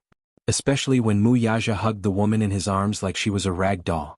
Many people were envious and jealous. What was the happiest thing in a relationship? It was probably when a man doted on a woman like a princess and held her in the palm of his hand like a child. Hey! Yun Shirshir received the strange looks that were cast at her. She couldn't help but gently tug at Muyaja's lapel and said in embarrassment, "Put me down. I can walk on my own now." She kept feeling that she was being hugged by him like a child. The staff in the hotel looked at her with surprise and envy, which made her feel very uncomfortable. She only felt that it was weird. Muyaja raised his eyebrows, but he didn't understand the awkwardness in her heart. "I'm not putting you down." "Huh? You liked hugging her like this?" He liked the feeling of her quietly nestling in his arms or fooling around. The elevator door opened and he carried her into the elevator. He pressed the button for the floor. In the narrow space there were only the two of them. Yun Shirshir lowered her head and nestled in his chest. However, she could feel Muyaja's scorching gaze still on her body. It was incomparably hot. She only felt that her exposed skin was about to be burned deeply by this scorching gaze. The floor jumped over the 8th floor and headed towards the 15th floor. The suite he booked was on the 15th floor. When the elevator door opened, Muyaja carried her and walked towards the room. He took out his key card and swiped it to enter the room. Muyaja put her down and casually locked the door. Yun Shirshir was wearing 8-centimeter high heels. When she landed, she was caught off guard. She lost her balance and almost fell. However, the man quickly grabbed her arm and helped her up easily. "Why are you so clumsy?" He didn't hide the teasing and ridicule in his words. When the sound of the door being locked was heard, Yun Shirshir didn't even have time to react. She felt the man's warm palm push her. Then that solid and tall body covered her. While she was still in a daze, her body was pressed against the door by him. When she felt the incredible heat coming from his body, she instantly turned pale. "Muyaja." She pushed him in embarrassment. How did this man turn from a well-dressed business tycoon into a wild beast the moment he entered the room? Along the way she felt the scorching gaze in his eyes. Her heart was uneasy, but this man was too. They had just entered the door and were still at the entrance, but he seemed to be a little impatient. Muyaja pressed her down and lowered his head. No matter how elegant a man was, he wouldn't pretend to be a gentleman at this moment. He admitted that he couldn't wait to have her. Thus, he lowered his head and kissed her on the lips. His aggressive stance was completely on par with the ferocious strength from before. He didn't give her any room to resist at all, and he took her shock and anger into his mouth. In this aspect, men had always held the absolute initiative. No man liked to dilly-dally and oppress himself when it came to matters of the heart. He casually took off his suit jacket. He was like a teenager who had tasted forbidden fruit for the first time. He wanted to taste her. Chapter 15:11. Other than her, he had never touched any other woman. However, out of so many women he could not resist her. He could not get enough of kissing and tasting. On the way back to the hotel and even on the way back while carrying her, he pretended to be calm and looked at her. However, in his mind he had already thought of several angles and positions. He had even planned out what position he should change to tonight so that he could have her without restraint. In this world, it seemed that she was the only one who could fit him perfectly. Just thinking about it made it hard for him to control himself. However, she had a conservative personality, so he endured until the moment they entered the room. He could not control himself for one more second. Pressing down on her, he crazily pulled her into his embrace. He wished he could rub this tormenting little thing into his bones and blood. He wished the two of them could become one. Only then would he be able to extinguish the raging flames in his heart. Even though he did not leave her for a moment, he still missed the pleasure of devouring her body. However, this little thing's stamina was too weak. After kissing her a few times in the car, she was already in a daze. How could this be? To him, that little bit of kissing was just an appetizer. He was greedy and could not satisfy his hunger at all. However, this was all she could do. Yun Shirshir could only feel the world spinning around her. His kiss was ferocious. With his arms around her waist, he spun her around and brought her to the sofa in the living room. In the dark, he pressed her down on the sofa and tasted her sweet breath without restraint. So beautiful. So sweet. He could not taste enough of her sweetness. Yun Shirshir was a little afraid of him. The man in front of her was very different from the elegant gentleman at the banquet earlier. At the banquet he was arrogant, elegant, and courteous. However, at this moment, the man in front of her was more like a ferocious beast that had accurately targeted its prey. His gaze was burning as if she would be eaten alive in the next second. "Hey, stop for a moment." Yun Shirshir pushed his shoulders, forcing him to look at her. What's wrong? Let's take a shower first, okay? She spoke softly as if she was begging him to be merciful. She wasn't ready yet. If he had been a little gentler, she wouldn't have been so frightened. But who was Muyaja? How could he be so easily dismissed? How could he not tell that she was just brushing him off? It seemed that this little woman still hadn't adapted to her style. However, if this kind of thing was suppressed, it would inevitably not be enough fun. Especially at this moment, under the moonlight, the way she looked limp in his arms. Her cheeks were tender and rosy, like a delicate flower bud, bashful and waiting to bloom. It was as if he had fallen into a hopeless demon. How could he control himself? After this, I'll go wash up. After he finished speaking, he greedily kissed those lips that were as sweet as a peach, and he felt the flames in his body ignite. He stopped suppressing himself and possessed her. Yun Shirshir let out a muffled groan. She was frightened by his overbearing force. Her face was incomparably red as she bit her lips. However, she still could not help but let out a low pleading sound. This man was too vile. Chapter 15:12. After a brief lull in the battle that lasted for an hour, the man buried his head in her neck and breathed freely. He felt incomparably refreshed after venting all of his desires. Yun Shirshir closed her eyes as her chest heaved up and down. She was so weak that she couldn't even lift her eyelids. The man's powerful and sexy panting kept ringing in her ears. Her small hands were on his shoulders, and her fingertips were slightly clenched. Muyaja raised his head to look at the woman in his arms. She was sweating profusely and her clothes were sticky. After a battle, she was exhausted. Her expensive dress was torn into pieces by the man and thrown to the side mercilessly. Yun Shirshir nestled in his arms tiredly, but she couldn't muster any strength. Go take a shower, Muyaja said in a deep voice. However, he only said half of what he wanted to say. The second half was, continue after you're done. Yun Shirshir nodded in confusion. She looked at the man in front of her who had restrained his fierce aura and felt relieved. She was elated at the thought of being able to lie on a warm bed and rest after a comfortable bath. However, at this moment she was like Little Red Riding Hood in a fairy tale. She didn't know that a big hungry wolf was silently hiding his tail behind his back and not showing it to her. After all, how could a man who had been suppressed for so long be so easy to get rid of? Muyaja carried Yun Shirshir into the bathroom. The room he booked was a presidential suite. Just the bathroom alone was more than 20 square meters. The bathtub was big enough for 2 people to lie down in, and it was big enough for the 2 of them to have sex with each other. He turned on the shower and held her in his arms as he carefully massaged her thighs. Yun Shirshir blushed beyond reason. This man. How did he know that her thighs were so sore at this moment? However, she couldn't help but admire Muyaja's attentiveness. Usually, after sex, he would pay attention to her movements when she got out of bed. He always felt that her thighs were a little uncomfortable and her walking posture was a little unnatural. He seriously looked up some information in this regard. Yun Shirshir could not help feeling satisfied. She nestled in his arms and allowed him to knead and pinch her as she fell into a sweet sleep. Just as the bathtub was filled with water, the doorbell suddenly rang. Muyaja raised his eyebrows suspiciously. He didn't want to pay attention to it, but the person outside the door saw that no one was paying attention and rang the doorbell even more impatiently. Yun Shirshir was awakened by the doorbell. She looked up and opened her eyes in confusion. Who's ringing the doorbell? I'll go take a look. Muyaja knitted his brows in displeasure. He got up, put on a bathrobe, tied it up and walked out of the door. He walked to the entrance and as soon as he opened the door, he was stunned. He saw Linji standing outside the door. When she saw him open the door, she couldn't help but blush. There was a hint of wanting to say something. Muyaja frowned slightly and sized her up. He saw that she was wearing silk pajamas that were almost transparent. She stood shyly outside the door with her head lowered and her hands clutching the hem of her skirt. She looked a little shy and timid. His gaze suddenly noticed something strange. He glanced at her chest and saw that her full chest didn't seem to be covered by the pajamas. Through the material of the pajamas he could see everything inside. Chapter 15:13. Linji had returned to the hotel early after the banquet.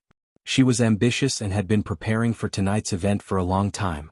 When she saw Muyaja at Louis Vuitton's studio, she was stunned. Muyaja was the biggest boss behind Huanyu. He held the largest share of Huanyu's shares and was the boss of Huanyu. He could also be said to be the emperor who controlled the entertainment industry. However, as the successor of Muyaja, he was used to keeping a low profile and rarely exposed himself to the limelight. Everyone thought that he would be an ordinary man. However, when Lin Ji saw this mysterious business tycoon with her own eyes, she was shocked. Oh my god. What a handsome and cool man. He completely shattered her original impression of this man. He was tall and slender with an imposing aura. His handsome features were exquisite, and his perfect and elegant temperament crushed all the little fresh meats in the entertainment industry. He was so handsome. If he was in the entertainment industry, he would definitely gain countless fans. However, this man was a business tycoon, an elite of the empire. He held the vast Mu Empire in his hands and was incomparably honorable. A man like this, no matter what kind of woman, would flock to him like a flock of ducks. Was Mu Yaja Yun Shishir's sugar daddy? Lin Ji could not help but be suspicious. After connecting the dots, she was certain of this idea. Mu Yaja must be Yun Shishir's backer. Otherwise, how could Yun Shishir get so many resources when she just debuted? Even if her manager was Qin Zhou, these resources were too generous. So many people could only dream of it. At first she felt indignant. How could Yun Shishir get to hook up with such a handsome, rich and powerful sugar daddy like Mu Yaja? When she thought about it again, the first person she slept with when she debuted was an elderly investor. When she thought about it, she instantly felt that it was quite unfair. Therefore Lin Ji made up her mind to snatch Mu Yaja, this big shot, from Yun Shishir's hands. She hurried back to the hotel from the banquet. The hotel she was staying at was different from the one Mu Yaja was staying at. Lin Ji racked her brains and finally found out the hotel Mu Yaja was staying at. She packed her luggage and hurried over. Mu Yaja had already booked a luxurious suite downstairs from the presidential suite. She specially redid her makeup and deliberately imitated Yun Shishir's makeup. It was clear and beautiful, light and delicate.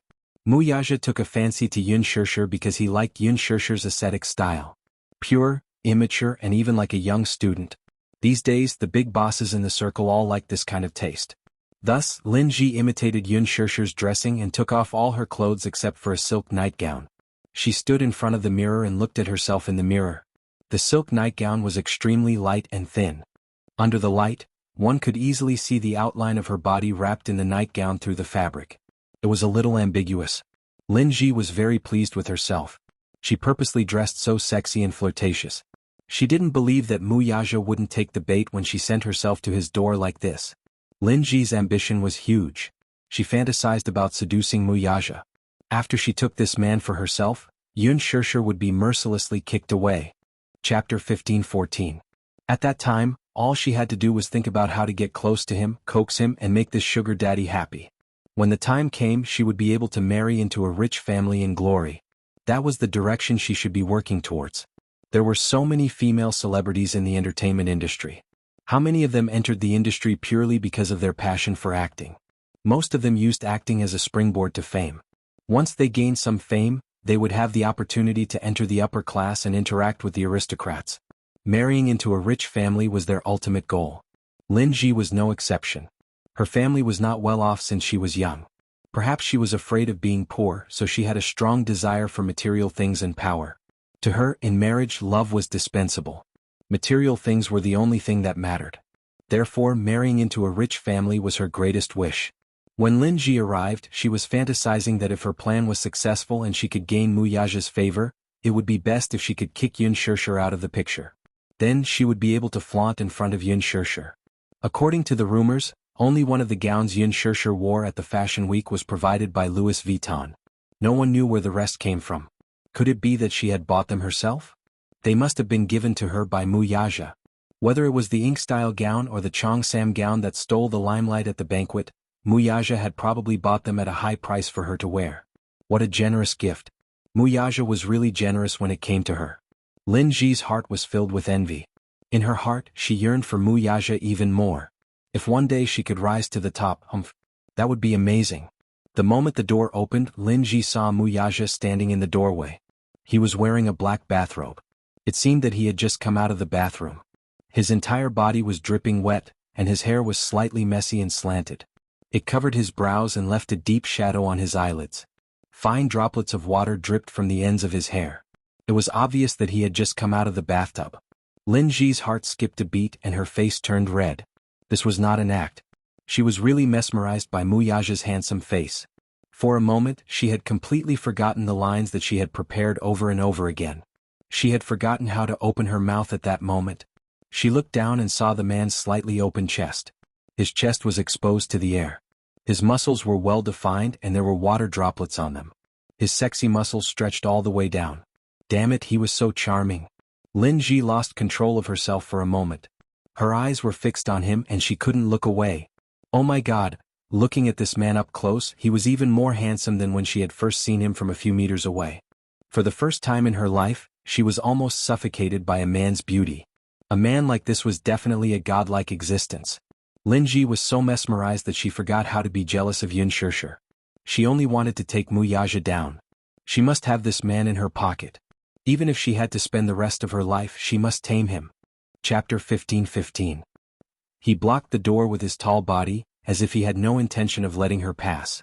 He knew very well what this woman's intentions were and what her goal was. As the big boss of Huanyu, he had met many women who overestimated themselves. They thought that they were beautiful and sent themselves to his door. In the past he had to fly to other cities for business. Some investors saw the opportunity and even used unscrupulous means to send beauties to his bed. They were all carefully selected and were 1 in a million beauties. However, he was cold and indifferent. At that time he was in the prime of his life, but he actually rejected these beauties who sent themselves to his door. There was once an investor who was so angry that he had internal bleeding. In order to cooperate with him, they specially selected an 18-year-old model from the young model circle.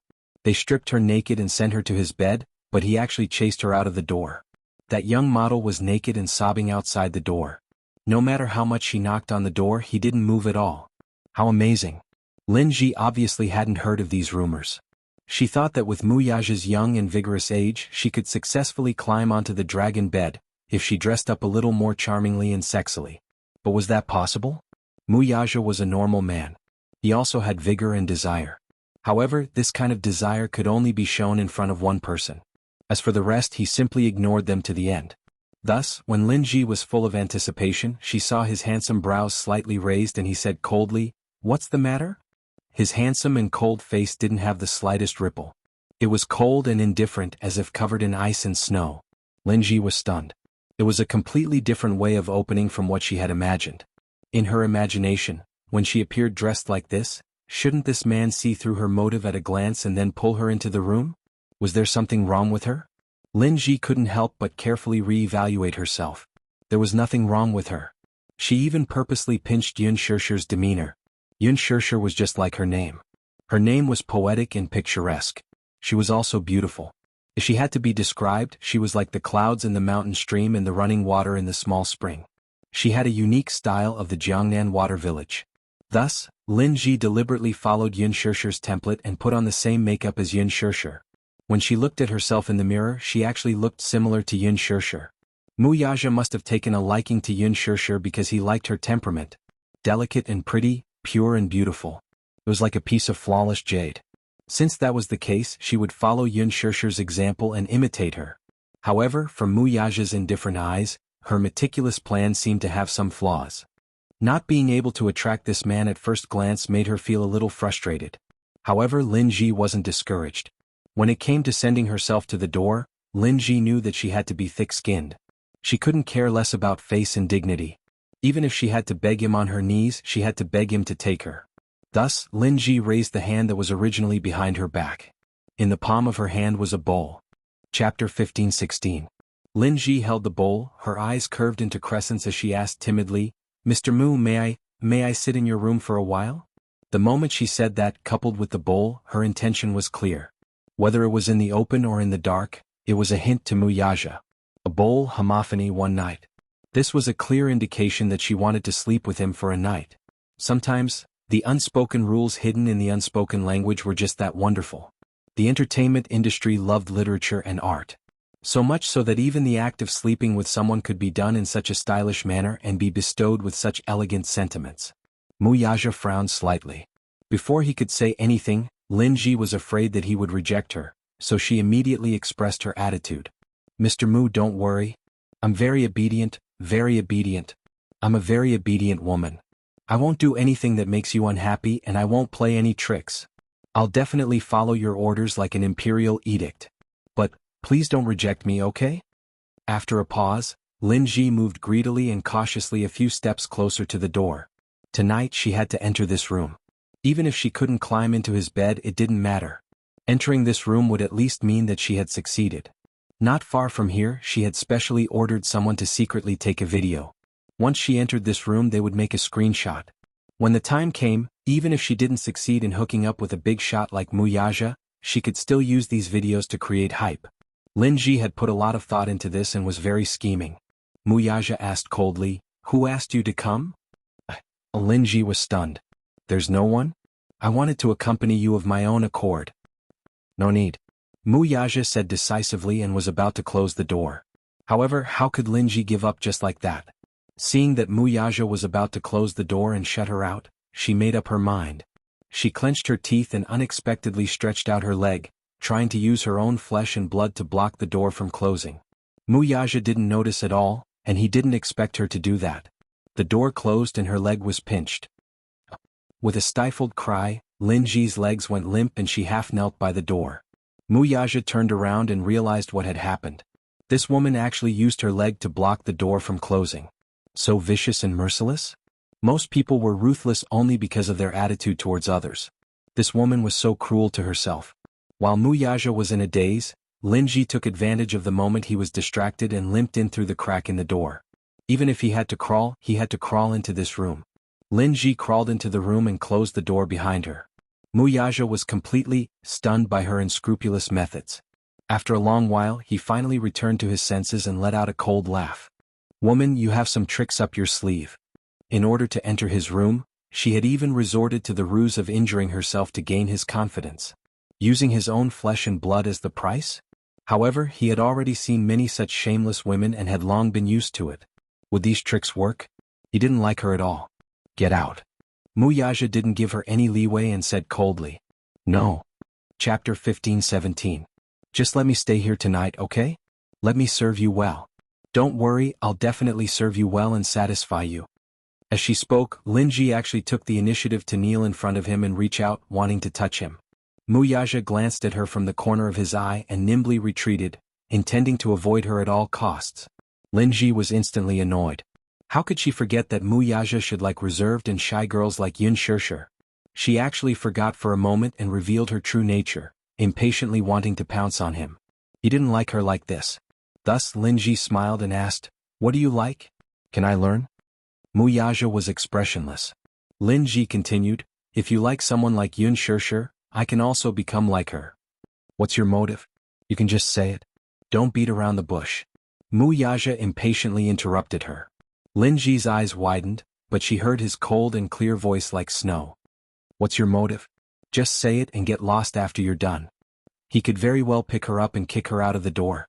But for some reason, seeing her face made him feel disgusted, and he didn't even want to touch her with a finger. He could clearly see that Lin Ji's timid and shy demeanor, like Lin Dayu's, was deliberately imitating someone else. However, some people's temperaments were very unique. When it came to themselves, it was natural and people couldn't help but want to protect and dote on them. However, if this temperament were to be imitated by others, it would only seem suspicious and pretentious, and especially disgusting. Yun Shishir had a spiritual aura about her, but this spiritual aura couldn't be imitated. The hardest thing to imitate in a person was temperament. Lin Ji couldn't help but feel extremely embarrassed. She had never fallen into such a predicament before. In the past, when she delivered herself to the door, those rich men who saw her were clearly like hungry wolves who saw their prey. They couldn't wait to ferociously pin her down on the bed and devour her until she was skinned alive. But when it came to him, why did he get snubbed? Not to mention that she had been given the cold shoulder, she had shamelessly entered the room, but he had chased her away. She was really unwilling to accept this. Lin Ji felt extremely wronged. She blinked her eyes and bean-sized tears rolled down her cheeks, dripping onto the expensive carpet under her feet. Why can't I?" Lin Ji suddenly raised her voice and stared at him with tears in her eyes. She looked extremely pitiful. "How am I inferior to her?" Lin Ji raised her voice. "I can serve you well. At the same time, I will be very obedient. If you say one, I won't say two." Before he could finish, Yun Shishir's shocked voice suddenly came from the bathroom. "Wuxia?" Wuxia suddenly turned his head, only to hear Yun Shishir's suspicious voice. "Who's in the living room?" Yun Shishir was originally lying in the bathtub, leisurely taking a bath. She was exhausted from being tormented by him. Looking at her body, she was bitten by a vile man with bruises intertwined, as if she had been bitten by poisonous insects. The shower in the bathroom was still running, so at first she couldn't hear the movement outside the door at all. Until Lin Ji's grievances and cries alarmed her. Only then did she realize that there was someone else outside the door. Chapter 15:18. However, her brain was slow to react and she couldn't remember who it was. However, she could tell that it was a woman. Yun Shishir was shocked and curious about what was going on outside the door. She could hear a hint of conflict in the woman's voice. Hence, she stood up and casually wiped her body. Then she put on a bathrobe and walked out of the room. Muyaja? Yun Shishir called out softly again, but it sounded very natural. Lin Ji finally heard that the voice wasn't a hallucination. There was a woman in this room? This woman is so capable. She could call Muyaja by his full name. He was a big shot with high authority and was from a prestigious family. She didn't even dare to look him in the eye. Yet this woman could call him by his full name. She didn't have the time to figure out who this woman was. She could only curse silently. No wonder this man didn't want her to come in. It was no wonder that when she opened the door, she saw that he was wet. Her arrival had probably disturbed his good time. Alas, by the time she realized who the voice had come from, Yun Shishir's figure appeared in her line of sight. Yun Shishir walked into the living room and looked over. She saw Lin Ji half kneeling in front of Muyaja in an extremely awkward and embarrassed posture. In an instant, Yun Shishir's expression changed. She frowned and looked at Muyaja in confusion. Then her gaze landed on Lin Ji's face. Her eyes were full of contempt. "Why are you here? Why are you here?" Almost at the same time, they spoke in unison. Lin Ji was shocked. In the next moment, her gaze locked onto Lin Ji. Yun Shishir was wearing a bathrobe. Because the belt of the bathrobe was tied very tightly, it wrapped around her entire body tightly. However, it was a bathrobe after all. The view on her neck couldn't be hidden no matter what. Therefore, Lin Ji could see the jade-like collarbones and fair skin on her neck at a glance. What was even more eye-catching were the incomparably ambiguous kiss marks. It was easy to imagine what had happened to her body just now. She was no longer the innocent girl who had just left school. He immediately understood what had happened in the living room just now. Because even now, she could still smell the lingering charm in the living room. It was so ambiguous that it made her blush. This was a mark that would only be left after an intense love affair. Yun Shishir followed her line of sight and looked at her own body. She caught a glimpse of the incomparably eye-catching mark and immediately pulled it into her clothes to cover it up. Lin Ji finally understood that she had come at a bad time. What happened? Yun Shishir looked at Muyaja suspiciously, as if waiting for an explanation. Why was Lin Ji here? Most importantly, she was wearing such revealing clothes. Although her clothes were neatly worn, the texture was really thin. Under the illumination of the light, her body could be seen at a glance. Yun Shishir came to a sudden realization as well. She finally understood what the other's motive was. She was planning to seduce someone with her beauty. Muyaja glanced at her coldly from the corner of his eyes. Get lost. Chapter 15:19. Left with no other choice, Lin Ji could only tidy herself up, wipe her tears and return home dejectedly. Only then did this farce come to an end. Yun Shishir furrowed her brows in apparent displeasure. How could a woman send herself to his doorstep, kneeling and begging for his favor? Why did these women treat him like a tyrant from ancient times? Most importantly, this woman was Lin Ji, an incomparably disgusting woman. Yun Shishir felt as disgusted as if she had swallowed a fly. It was as if a fishbone was stuck in her throat, and she instantly felt uncomfortable all over. Even though Muyaja didn't do anything substantial, Lin Ji's behavior had unintentionally made her uncomfortable. She was thoroughly disgusted by what she had seen. Yun Shishir clutched her chest. She was clearly infuriated. She wasn't angry at Muyaja, but she was deeply disgusted by Lin Ji's shamelessness. This was the first time she had seen it. Then what about when she wasn't around? Did such things keep happening? Once she thought of the danger lurking around him, and the fact that so many women saw him as a god, chasing after him and falling in love with him, her possessiveness was incomparably shameful. She felt dirty. There was an expensive carpet at the entrance. When Lin Ji knelt, she instantly felt that it was an eyesore. Thinking of how Lin Ji looked just now, kneeling there in disgust, she couldn't stand it anymore. She walked over and threw the carpet out of the door in disgust like a child. Muyaja looked at her childish behavior, but he couldn't help but chuckle softly. He reached out and pulled her into his arms. However, he noticed that her body was extremely stiff. He knew that she was disgusted and even a little jealous. However, he still found it funny and asked knowingly, "What's wrong?" Nothing. Yun Shirshir gave a cold reply as if she was a little peeved. Mu Yaja smiled faintly. He was a little glad that after Lin Ji's torment tonight, he finally saw that this woman could be quite cute when she was jealous. This was the first time he saw her so jealous. She was fuming with anger, her hands holding her lapels, and a hostile aura that kept people away. Especially on that delicate and cute face, her delicate lips were slightly pouted, and he couldn't help but want to kiss her. And he too had done the same. He grabbed her chin, leaned in and kissed her lips. Yun Shirshir pushed him away a little angrily, and questioned him a little unhappily, "Does this happen often?" Compared to her inexplicable anxiety, he seemed to be very patient, and responded unhurriedly, with a nonchalant attitude. Yun Shirshir was even more displeased. "Do women like her often come knocking on your door in the past?" The she was referring to was naturally Lin Ji. She wondered if there were many women like Lin Ji who had ulterior motives, coveting him. Were those women still sending themselves to his door dauntlessly, like a stream of carrots crossing the river, and begging for his favor? They were clearly in a civilized society of the 21st century, but these things that only happened in ancient times were really happening to her now. How laughable. There were actually women who trampled on him like this. He was happy to see her doubtful attitude. Chapter 15:20. Did this stupid woman finally have a sense of crisis? Did she finally understand that her man was also in high demand and that many women were eyeing him covetously? Finally, she was worried about this too. Mu Yaja was especially satisfied. However, he pretended to be natural and said, "A lot." His provocation was not intentional. Hence, Yun Shirshir did not detect anything unusual from his tone. She frowned and looked shocked. "A lot." "Yes." The man's lips curled into a smile as he retorted, "Isn't it normal?" Yun Shirshir was suddenly speechless. Yes, wasn't this a very normal thing? There were many such scenes in the entertainment industry. Lin Ji was one of them. Yin Bingqing, Han Yuyan and the other A-listers had all done the same. Even Yang Mi, who got along with her peacefully, relied on the unspoken rules to get to her position. This was an indisputable fact. The entertainment industry was a luxurious circle. Beauties, money, power, and all kinds of darkness could find shelter here. Yun Shirshir's body stiffened when she thought of this. Mu Yaja said lazily, "There are many women in the entertainment industry. In order to get to the top, they send themselves to the rich man's room.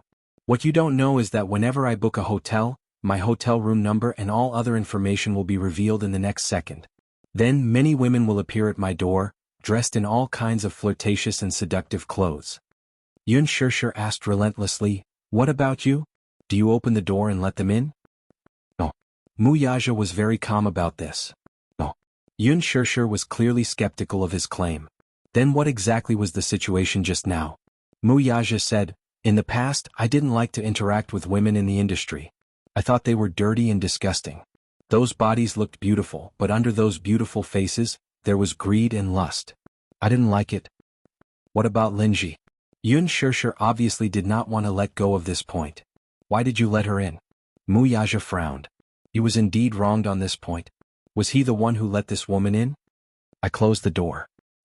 Then she used her leg to block it." Yun Shirshir was shocked again. There was such a thing.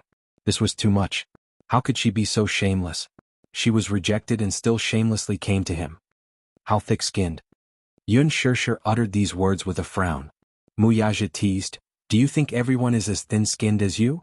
Yun Shirshir, she stared at him helplessly. "Okay, be good. My little fella is jealous." Mu Yaja patted her head and coaxed her gently as if coaxing a child. "Don't be angry, okay? You won't look good when you're angry." Yun Shirshir completely lost her temper. "I'm not in the mood to quarrel with you."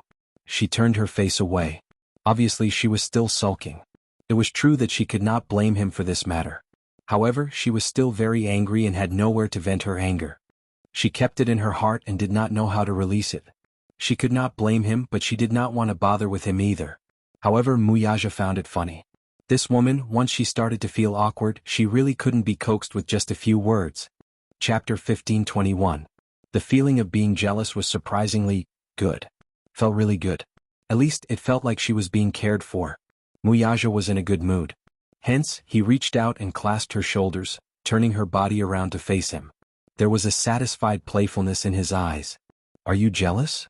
His voice was low and deep with a hint of devilish magnetism. Just like the rich and mellow red wine, It was enough to intoxicate anyone who heard it. Even Yun Shirshir couldn't help but be stunned by his deep and magnetic voice for a few seconds. When she came back to her senses, she still kept her lips tightly shut and didn't make a sound. Muyaja's gaze fell on her face.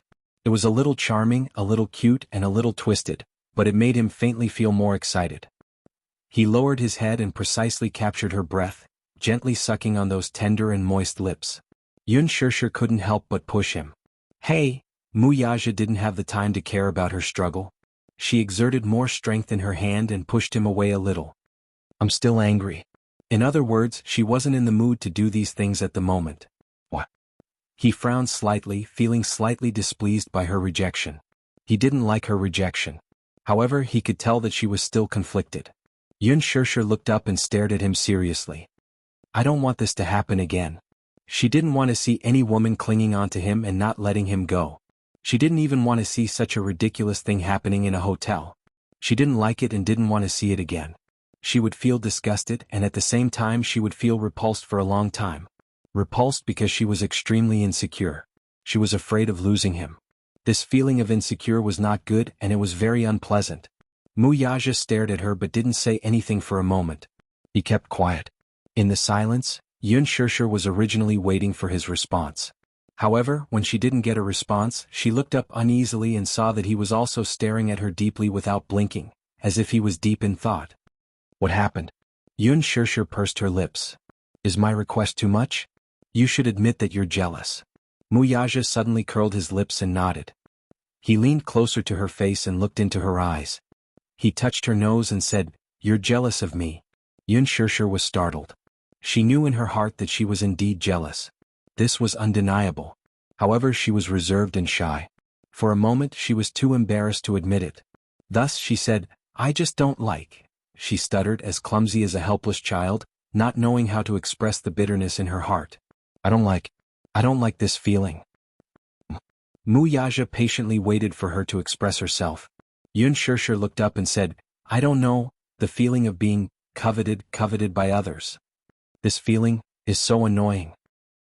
You can't belong to others. You're here. She incoherently spat out every word. Every word was like squeezing toothpaste out of her mouth. Muyaja restrained his gaze and smiled. His handsome eyes were hidden in the shadow of his hair. Hence, at that moment she didn't see that hidden playfulness in his eyes. Chapter 1522. In the end, Yun Shirshir mustered up all her courage and clenched her fists tightly.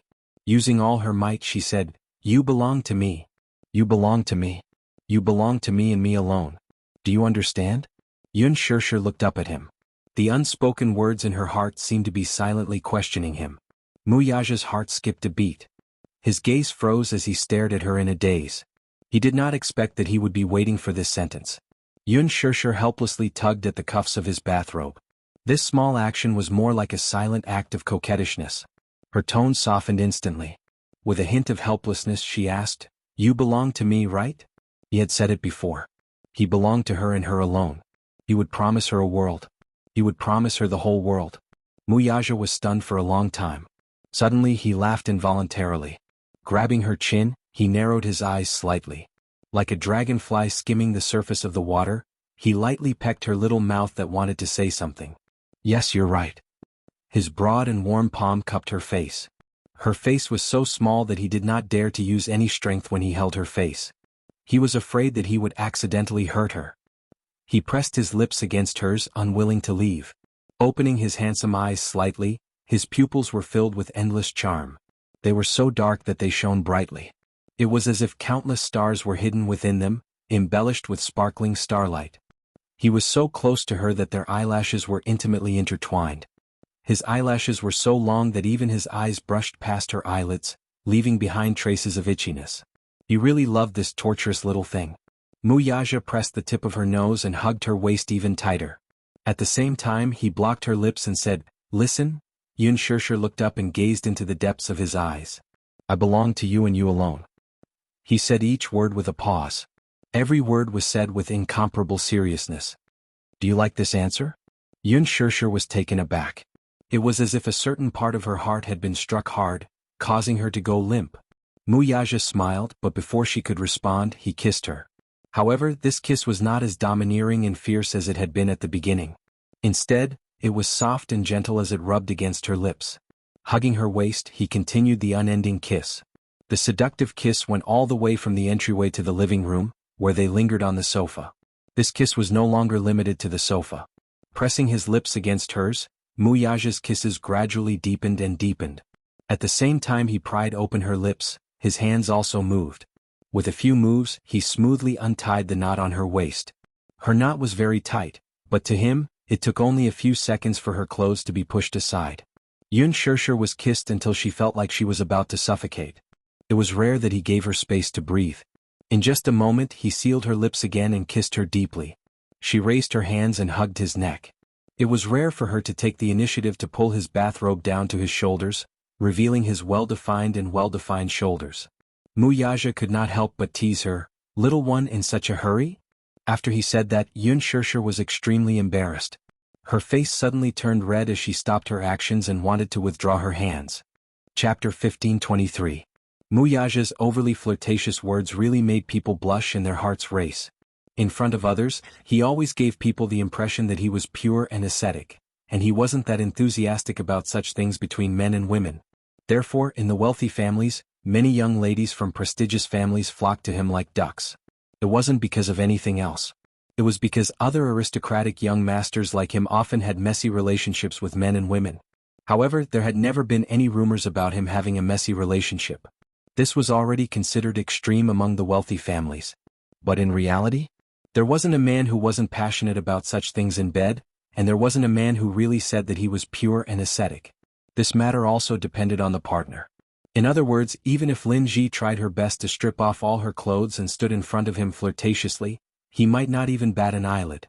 However, even at this moment, the woman in his arms stood in front of him fully clothed, without doing anything.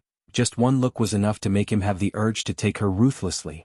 He was a man who was full of energy and he could maintain it for a long time at a time. After the two of them finished their session on the sofa, Yun Shirshir was so tired that she couldn't stop panting. Looking at the man, he frowned and didn't feel that he was satisfied. This place was too small. There were many actions that he couldn't perform at all. In such a small battlefield, there was no place for him to use his skills. Thus, he hugged her, carried the woman who was panting, and strode into the bedroom. He threw her on the bed.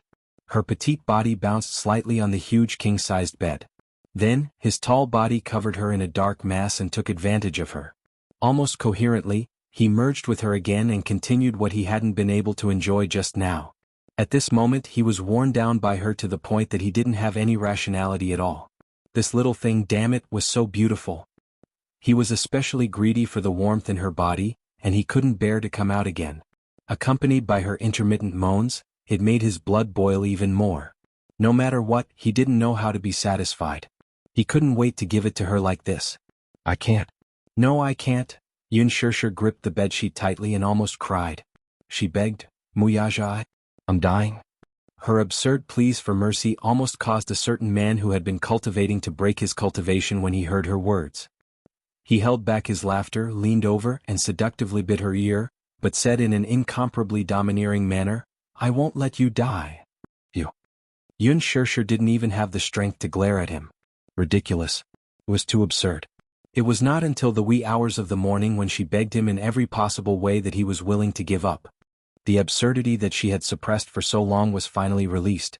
She couldn't bear to let it end just like that. Yun Shirshir was tormented by him to the point that her bones were about to fall apart. She begged for mercy again and again, but it was useless. This man who seemed to have inexhaustible energy did not listen to her at all.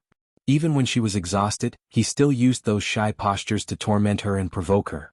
It was too vile. This man was simply a monster. It was as if he had inexhaustible energy. Chapter 1524. Shirshir. His voice was so soft that it seeped into her bones. Muyaja leaned close to her ear.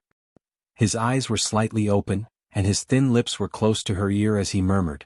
He lovingly stroked her hair. He especially liked the look on her face at this moment.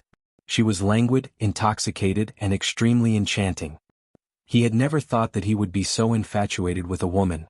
Infatuated, immersed, and unable to control his emotions. All along he had been proud of his strong self-control. He wouldn't be infatuated with things that he shouldn't be infatuated with. He could pick them up and let them go easily. However, now he had a concern in his heart. At the same time he was a little annoyed, but at the same time he was conflicted and satisfied. Men were sometimes contradictory. They longed for freedom, but they were also greedy for warmth. Yun Shirshir snuggled in his arms. In the warm room they wandered charmingly. She hugged him and fell asleep very quickly. She was too tired. She was exhausted. After the carefree and unrestrained feeling, exhaustion hit her like a wave. Muyaja carried her into the bathroom and helped her freshen up. Under the light, he saw the marks on her body that looked like she had been bitten by poisonous insects. The bruises intersected with each other, and there was no doubt that these were his masterpieces. Vaguely, there was an inexplicable sense of accomplishment. A man's pursuit should be this desire to conquer. When Yun Shirshir woke up, it was already noon the next day. When she opened her eyes, she heard the sound of newspapers being flipped. In the quiet room it was a little abrupt. Yun Shirshir turned her head and saw Muyaja sitting in front of the floor-to-ceiling window in the bedroom. He was actually leisurely flipping through the newspapers. She was about to sit up, but the moment she moved, she felt as if her body was falling apart. She couldn't help but frown and let out a long, "Oh." It didn't matter if she didn't move, but when she moved, there were a few strange cracking sounds coming from her waist. Yun Shirshir was really worried that her bones were really falling apart. Her movements alerted the man who was reading a newspaper by the window. Muyaja turned his eyes and looked at her. Against the light, the afternoon sun in Milan poured down on his body and dyed his hair a warm color. "He's awake?" His voice was clear and seductive, and he sounded leisurely. Yun Shirshir was a little embarrassed as she replied, She hid under the blanket and shyly curled into a ball. The moment she lifted the blanket, she inadvertently glanced at her body. The marks all over her body made her so embarrassed that she no longer had the courage to get out of bed. Like a coward, she shrunk back into the blanket. Muyaja couldn't help but smile at her adorable reaction. He got up and walked to the bedside. He sat down and reached out to grab a corner of the blanket, wanting to lift it. "No." Yun Shirshir struggled for a moment and clutched the blanket tightly. She looked at her as if she wanted to say something. Muyaja couldn't help but laugh. "Which part of your body have I not seen before?" Although she said that, she still felt that it was so damn embarrassing. Her body was covered with those marks. It was so embarrassing. Yun Shirshir wanted to cry to death. Muyaja tugged at the blanket, but she refused to let go. She accidentally pulled her waist and instantly scrunched up her little face in discomfort. It was so sore and painful. Muyaja saw that her expression was a little strange. He frowned a little worriedly and asked, "What's wrong?" Yun Shirshir shook her head. "What's wrong?" Chapter 1525. Muyaja didn't know whether to laugh or cry. "Turn over and lie on your stomach on the bed." She let out an as she didn't understand why he said that. "Be good, lie on your stomach." He guided her gently and patiently. Alas, she was still on her guard against him as if he were a wolf. She glared at him as if she was afraid that he would pounce on her the next second, just like he did last night. Her vigilant gaze made him not know whether to laugh or cry. "Why are you so guarded? Since when?" Although Yun Shirshir didn't admit it, the vigilance in her eyes couldn't be concealed. Muyaja said faintly, "You don't have to be so guarded against me. Firstly, I just want to give you a massage now. Secondly, I want you, so there's no use for you to guard against me." Since he had already said so, Yun Shirshir didn't dare to go against him. Hence, she obediently turned over and lay on her stomach on the bed. Muyaja opened the drawer. There was a box of rose essential oil that the hotel had prepared. He applied some on his hands and started to massage her. His technique wasn't considered professional, but it was just right to relieve some of the soreness. His broad palms rubbed the acupuncture points on her waist gently. She had never seen such a patient side of him serving someone. The man who had always been noble and imposing actually knew how to give someone a massage? If it was someone else, they wouldn't even dare to believe it. But Yun Shirshir had the fortune to taste the feeling of being served by this man. At the same time that she felt comfortable, she also felt a little smug. This man really knew how to be considerate sometimes. After about half an hour, the soreness finally subsided a little. Yun Shirshir let out a long sigh of contentment as her eyebrows slowly relaxed. She rolled into the bed and hugged the soft blanket. She stretched her waist again before she let out a long sigh of contentment. "Comfortable?" Muyaja patted her smooth little butt lightly. "Stupid woman, be careful not to catch a cold." The doorbell rang. Muyaja got up and opened the door. Two people from the fashion store and the underwear store came in with exquisite packaging. "Chairman Mu. Hello, sorry to disturb you." Muyaja nodded and gestured for them to put the clothes on the sofa. It turned out that he had woken up a long time ago. After tidying himself up, he called someone to send his clothes over. Yun Shirshir didn't have a change of clothes, and the only dress she had was torn by him. She didn't care about it at that time, so she didn't know about this bad news for a while. If she knew that Muyaja had casually tore the 8-figure dress he had given her into pieces and threw it into the trash can like garbage, she would definitely cry from anger. It was not that he did not cherish that dress, but at some point in time, a man pursued a desire to conquer. At the same time, he did not want her to wear this dress again. Too enchanting, too eye-catching.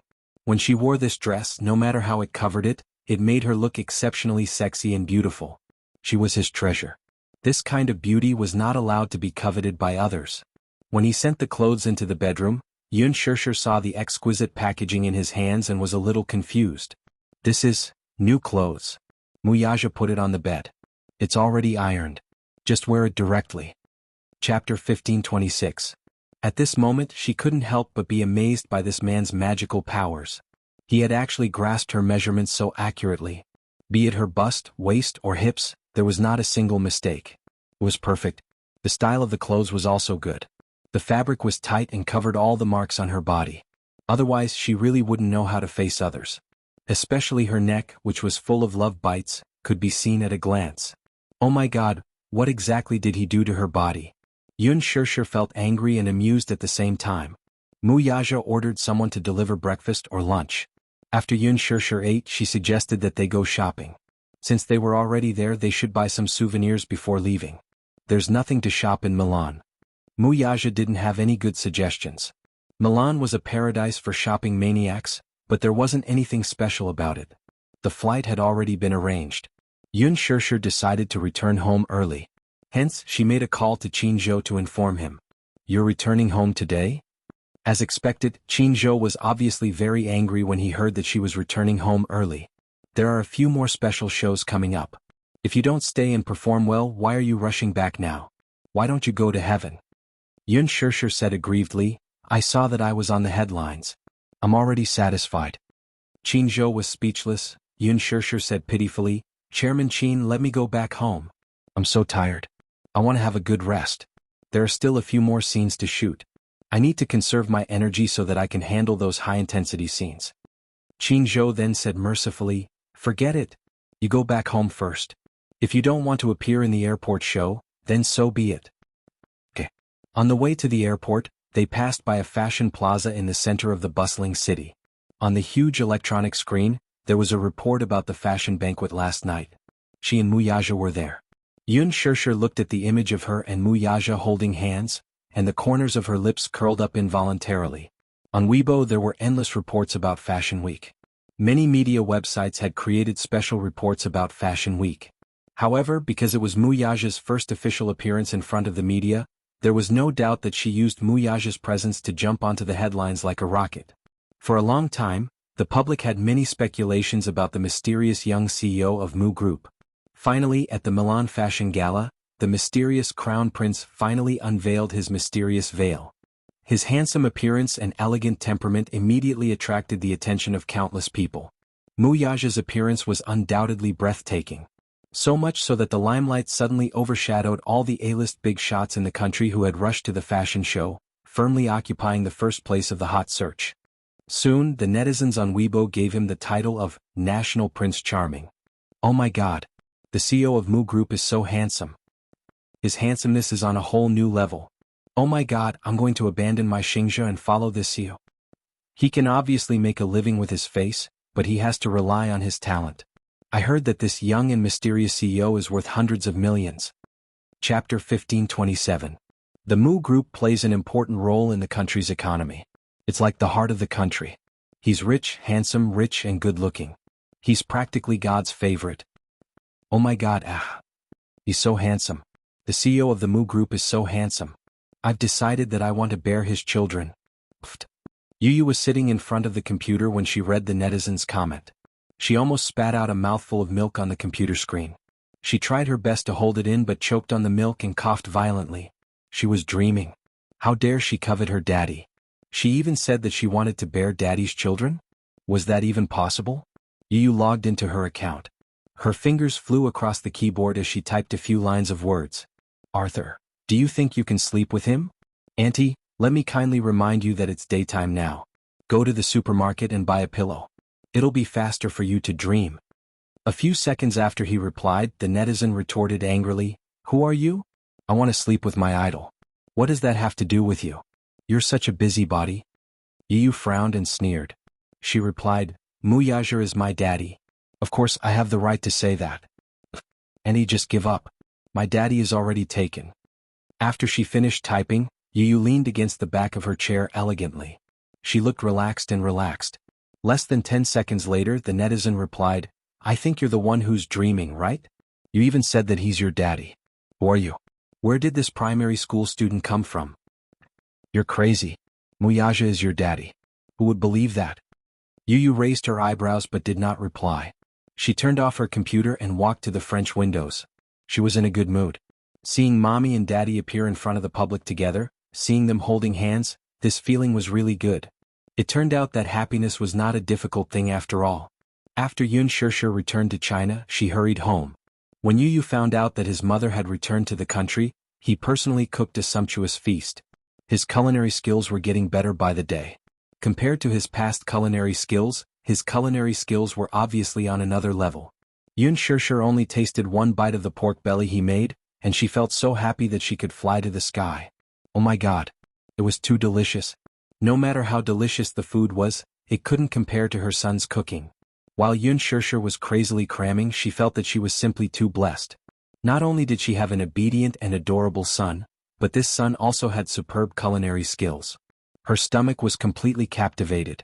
She was viciously jealous of her future daughter-in-law as she tasted the chicken soup that Yu had personally brewed. Tears were about to fall from her eyes. Yu sat at the side and exchanged glances with Muyaja and Muichen. A row of black lines appeared on their foreheads. Mommy? Yun Shishir looked up at him. What's wrong? My precious son? Yu looked at her with disdain and was a little speechless. Did you really come back from Milan Fashion Week? Of course. Before Yun Shishir could finish her sentence, Yu frowned and said disdainfully, but looking at the way you eat, you look like you escaped from a refugee camp in Africa. Yun Shishir was quite upset. She instantly felt as if thousands of arrows had pierced her heart. She complained in an aggrieved manner, You have such a sharp tongue. The truth always hurts. Chapter 1528. Muichen couldn't hold it in any longer and spat out a mouthful of chicken soup onto the table. Muyaja's lips twitched violently. He glanced at the petrified and hurt woman and said, Good son, I thought you would be used to it by now. Yu snorted and said, I am used to it, but the way you eat is too ugly. Muichen gritted his teeth and held back his laughter. He carefully looked back and forth between Yu and Yun Shishir. Yun Shishir tried to explain herself. I'm hungry. Also, Yu's cooking is so delicious that mommy can't control my hunger. You don't care about your image when you're hungry? Yu raised his eyebrows and said disapprovingly, Mommy, how many times have I told you?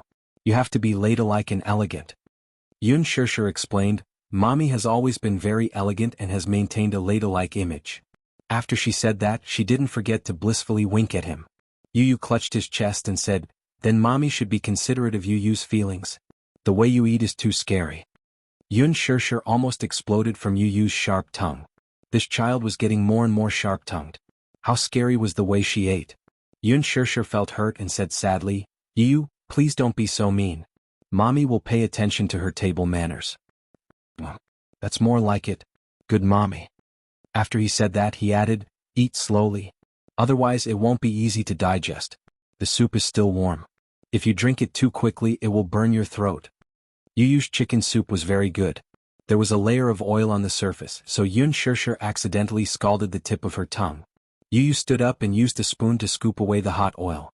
He then scooped a new bowl of chicken soup for Yun Shishir and placed it in front of her. Then, he rested his chin on his hands and looked at her with a doting smile. Mommy, try it. Yun Shishir carefully blew on it and took a sip. She raised her eyebrows in surprise. It's delicious. Yu then scooped a bowl for Muyaja and Muichen. Muyaja also took a sip and raised a brow. Although he did not express anything, the incredulity in his eyes showed that he was amazed by the taste of this bowl of soup. Yu didn't ask him how it tasted. He was very confident in his cooking skills. He spent a lot of effort on this bowl of chicken soup and tasted it personally. He didn't add any flavorings, but it was still very delicious. Judging from Daddy's expression, he was also amazed by this bowl of chicken soup. Little Yi Chen, on the other hand, was drinking without a word. Although his face was expressionless, he was still smacking his lips in satisfaction after gulping down the entire bowl of soup.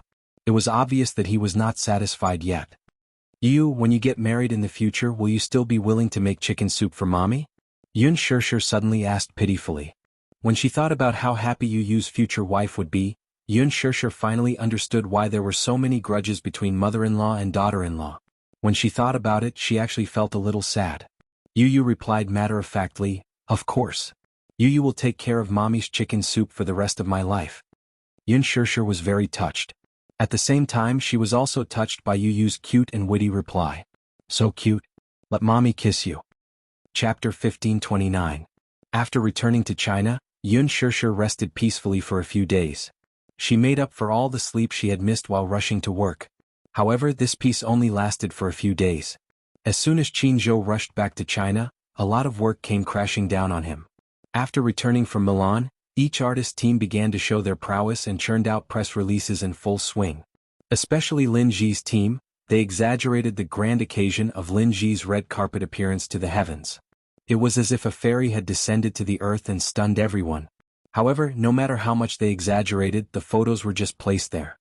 It didn't give people the impression that she was stunning. The main reason was that after Qinzhou's team displayed Yun Shishir's live photos, it gave people the impression that Lin Ji's style was overshadowed. Without comparison, there would be no harm. This sentence was the absolute truth when it came to this matter.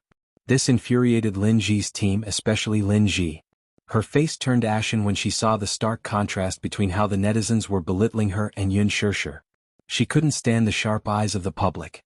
Lin Ji had always boasted of being the #1 beauty in ancient costumes, but she couldn't stand being compared to Yun Shishir. Her temperament was clearly defeated. This Qinzhou is really something. As soon as he returned to China, he couldn't wait to start a bloodbath. He wanted to praise Yun Shishir to the heavens. However, wasn't it just bragging? It only took a short while for Qinzhou's team to be smug. After the popularity of Fashion Week, who would pay attention to Yun Shishir? This time, however, Lin Ji was once again taken aback. Within a few days, Louis Vuitton's official Weibo posted a group photo that shocked the entire entertainment industry. It was a group photo of Louis Vuitton's CEO in Greater China, Han Donghua, Louis Vuitton's brand director, Shi Andy, and Yun Shishir. The three of them sat together, smiling at the camera. When the official Weibo posted this group photo, it only included a handshake and a heart-shaped emoji. No other information was revealed. However, this photo set off an uproar in the fashion industry. Han Donghua, the CEO of Louis Vuitton's Greater China region, and the CEO of the Greater China region. It could be said that his status was incomparably noble. He had never taken a photo with any female celebrities in the country, and was a relatively low-key person. As for Louis Vuitton's brand director, Shi Andy, he was one of Louis Vuitton's top executives who held great power behind the scenes. They rarely exposed their tracks to the public. Louis Vuitton's official Weibo published this group photo, which made people's imagination run wild. At that time, Louis Vuitton's official Weibo also published a photo of Gu Xingzi and the two men. After that, Gu Xingzi signed a contract with Louis Vuitton and became the brand ambassador of Louis Vuitton in Greater China. The outside world couldn't help but speculate. Could it be that Yun Shishir got Louis Vuitton's resources and became the new brand ambassador of Louis Vuitton in Greater China? If that was really the case, then this was a top-notch resource. At least, in the country, no female celebrity could get such a resource. Not long after, Yun Shishir Studios Weibo posted a group photo of Yun Shishir and Han Donghua enjoying dinner together. The two of them sat together, smiling, and had a tacit understanding. Chapter 1530. Half a month later, this guess was finally verified. Yun Shishir's personal Weibo published a series of large posts and announced that she would be LV's brand ambassador. Once the news came out, it caused a huge commotion. Especially Lin Ji, she was so angry that her teeth were about to break. In fact, during this trip to Milan, Qinzhou had met up with Han Donghua to discuss this matter. He and Han Donghua were old friends and had a good relationship. Coincidentally, Louis Vuitton was looking for an ambassador to expand the Chinese market. Hence, during this Milan Fashion Week, Qinzhou strongly recommended Yun Shishir to Han Donghua. At first, Han Donghua was a little hesitant. After all, Yun Shirshir had just debuted not long ago. Whether it was fame or popularity, it was still very limited. However, on the red carpet, Yun Shirshir's noble and elegant Oriental classical aura conquered him instantly. Han Donghua was an American-born Chinese. Although he grew up overseas, he was very obsessed with Oriental classical culture. Yun Shirshir's mysterious and elegant classical aura attracted him instantly. Han Donghua mentioned this matter to Shir Andy and also mentioned Yun Shirshir to Shir Andy, expressing his admiration for Yun Shirshir. Shir Andy also approved of Yun Shirshir. However, before this, Han Yuyen's team had already contacted him and expressed their intention to work together. Louis Vuitton's headquarters also leaned towards Han Yuyen's idea of a new ambassador. After all, compared to Han Yuyen, who had debuted many years ago, Yun Shirshir had just debuted and was lacking in many aspects. However, on the night of the fashion banquet, when Yun Shirshir appeared with Mu Yaja in a Cheongsam gown, Shir Andy immediately changed his mind and decided on Yun Shirshir as LV's ambassador for China. This was because beside Yun Shirshir stood Mu Yaja. Just the name Mu Yaja alone was enough to convince her. This was capital. Putting aside capital, she was more outstanding than Han Yuyen. While being outstanding, they also had a lot of resources. Thus, Han Yuyen was mercilessly squeezed out. When Han Yuyen heard the news, she was so angry that she flew back to China on the same day. She was depressed for a few days and still hadn't recovered from the shock. It was too cruel. Her team had worked hard for a long time to get this resource. In the end, she actually lost to a newbie like Yun Shirshir? What a disgrace. However, this was nothing. Han Yuyen heard that Yun Shirshir had signed an 8-figure contract with Louis Vuitton. She was so angry that she almost vomited blood. 8 digits. An endorsement worth tens of millions. On what basis? For a big brand like Louis Vuitton, even if she was a diva, her contract would only be 8 figures. Yun Shirshir, a newcomer who just debuted, actually signed a contract worth 8 figures? When Gu Xingzi signed a contract with Louis Vuitton, it was only 7 figures. When Han Yuyen's team first approached Louis Vuitton, they even stated that if they could sign an endorsement deal with Louis Vuitton, they wouldn't mind paying the signing fee. Yun Shirshir actually signed an 8-figure contract? Han Yuyen felt extremely unbalanced. Linji also felt the same way. When she found out that Yun Shirshir had signed a contract with a sky-high price, she was so angry that she cried on the spot. She couldn't help but curse viciously in her heart. How did Yun Shirshir get this contract? Unspoken rules? Chapter 1531. At the thought of this, she had nowhere to vent the bitterness in her heart. This news alarmed Song Enya as well. Some time ago she went overseas to relax. When she returned, she learned of this news. She had always been more concerned about the fashion industry. As a socialite, she was very particular about big brands. She was also keen on international brands like Louis Vuitton and Chanel. When she browsed Weibo and learned of this news, she was also a little shocked. Yun Shirshir actually signed with Louis Vuitton? Brother Mu must have helped her get the resources, right? Otherwise, how could a newcomer who had just debuted get such a top fashion resource like Louis Vuitton?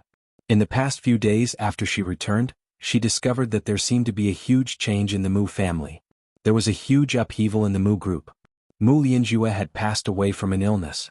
The 4th son of the Mu family, a core figure with a high position in the family.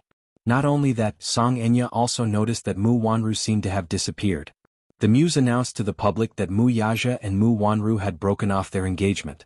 Song Enya did not know whether to be happy or worried about this news. She was happy that since Mu Yaja and Mu Wanru had broken off their engagement, did that mean that she had another chance? However, she was worried that even if Brother Mu and Mu Wanru had broken off their engagement, so what? Yun Shirshir, this stumbling block, had not been dealt with yet. At the thought of Yun Shirshir, Song Enya felt that this woman was really detestable. Why was Brother Mu still not tired of her? She thought that Brother Mu would have long gotten tired of Yun Shirshir. However, when she returned to the country, she saw Yun Shirshir's face that made her want to strangle her to death. She was extremely disgusted. She still remembered the smug look on that B*TCH's face when she personally went to apologize to Yun Shirshir for Brother Mu's sake. Song Enya felt as disgusted as if she had swallowed a fly alive. In her eyes, Yun Shirshir was a lowly commoner, while she was a high and mighty noble lady. She actually wanted her to lower her head and apologize to this lowly commoner. However, for the sake of elder brother Mu, she could endure this anger. For the sake of elder brother Mu, she gritted her teeth and endured this grievance. The problem was that this lowly commoner actually did not accept her apology and even accused her of being insincere. Song Enya was so angry that she wanted to tear her into pieces. As a high and mighty noble lady, as the daughter of a socialite and the mayor's daughter, it was already a great favor for her to bend down and apologize to her. Not only did she not yin her, but she was also insulting her. However, this lowly commoner had Brother Mu's support and love. She couldn't do anything to her for the time being. This was what infuriated her the most. This was simply unbearable. Song Enya could not do anything to her, so she went abroad to relax.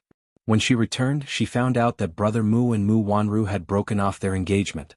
However, not long after this news was spread, Song Yunshi brought back a shocking piece of news. Enya, do you know? Mu Wanru has gone crazy.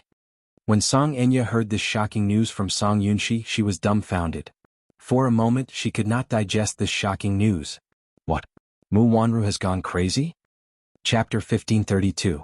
Song Enya came back to her senses and pestered Song Yunshi. That can't be right? Brother, you're lying. Why would I lie to you? Song Enya looked at him with her hands behind her back and still had some doubts. Maybe you're joking with me? Song Yunshi sat on the sofa, lit a cigarette and took a deep puff. Seeing Song Enya pestering him with a suspicious expression, he did not know whether to laugh or cry. Do I have nothing better to do? Why would I joke with you like this? Then how did you know? Song Enya still did not believe him, but she compromised and wanted to find out more about the situation from him. Do you want to know? At this moment, Song Yunshi deliberately kept her in suspense. He snorted and crossed his arms over his chest. I've been tired all day. If you want to know the answer, hurry up and massage my shoulders. Song Enya pouted, but she could not stop him. She stood up, walked behind him and began to massage his shoulders. While Song Yunshi was feeling satisfied, he opened his mouth and recounted the entire incident. There was a provincial mental hospital in the capital. It was very large and had a lot of medical resources. Mentioning this matter was mainly due to a coincidence. Because of an unspeakable matter, Song Yunshi needed to go to this hospital to sign something. This thing was a mental illness report. Song Yunshi's friend had gotten into an accident. As for what happened, Song Yunshi did not tell Song Enya. One of his friends was sued in court. He was young and frivolous, so something happened to him. If he went to court, the situation would be very disadvantageous for him.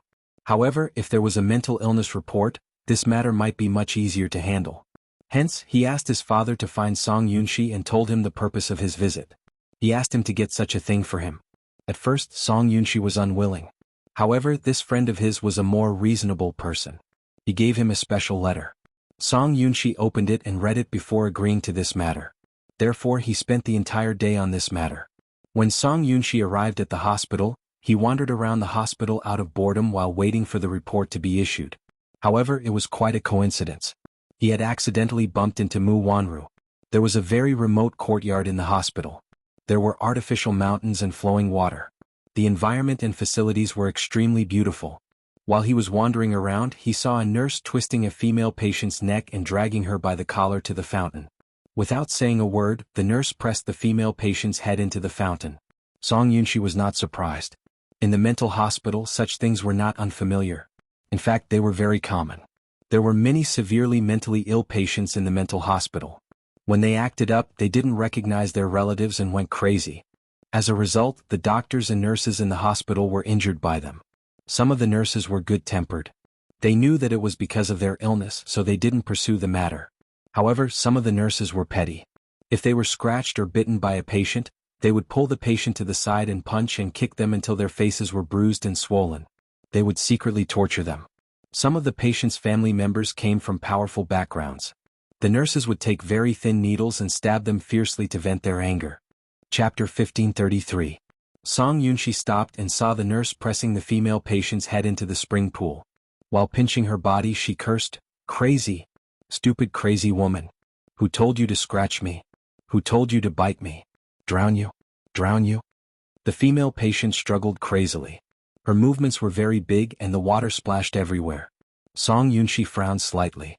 She walked forward and grabbed the nurse's arm. "What are you doing?" "Ah." The nurse was shocked. She turned around and saw an unfamiliar man in a suit and leather shoes. He was dressed respectfully. She immediately stopped her movements and looked at him in fear. The crime was caught red-handed. The nurse was a little helpless and explained incoherently, "Sir, I'm sorry to let you see such a scene. I didn't want to, but this patient is so fierce. When she's ill, she scratches and bites like a lunatic. I had no choice but to teach her a lesson. As she spoke, she rolled up her sleeves and showed him, "Look, these are all scratches and bites from her. Sir, you'd better stay away from her, lest she hurt you." The nurse was still excitedly defending herself. The abused female patient at the side fell to the side of the spring pool and lay on the pool platform. Her wet hair covered her body in a sorry state. At this moment, she was relieved and was bending over, coughing violently. Song Yunshi frowned. When the female patient raised her head while coughing, she felt that her face was a little familiar. Sending permission, quickly stepped forward and grabbed her by the collar, forcing her to raise her head. However, after her hair was scattered, a familiar face was revealed. Mu Wanru. How could it be her? Song Yunshi was completely dumbfounded. The reason why she did not recognize her at first glance was that Mu Wanru was haggard and in a sorry state. Her face was sallow and thin, and her cheeks were sunken in. All kinds of scars were exposed on her skin. Her eyes were empty and lifeless, like a puppet without a soul. She looked unfamiliar. How could it be her? Why was she here? Song Yunshi was surprised and in disbelief. She asked the nurse next to her, "What's the patient's name? Sir, do you know her? Answer me." Song Yunshi didn't have much patience. Her face was gloomy and serious. The nurse stammered, When she was admitted to the hospital, her name wasn't registered. However, when this patient was ill, she often said a name. Whose name? What's her name? Yin Shirshir.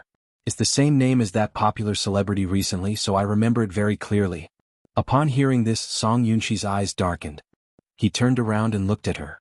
With a suspicious gaze he probed, "Mu Wanru?" As soon as he called out this name, she seemed to have some reaction to this name and turned her gaze towards him. "How do you know my name?" Mu Wanru was like a young and childish child.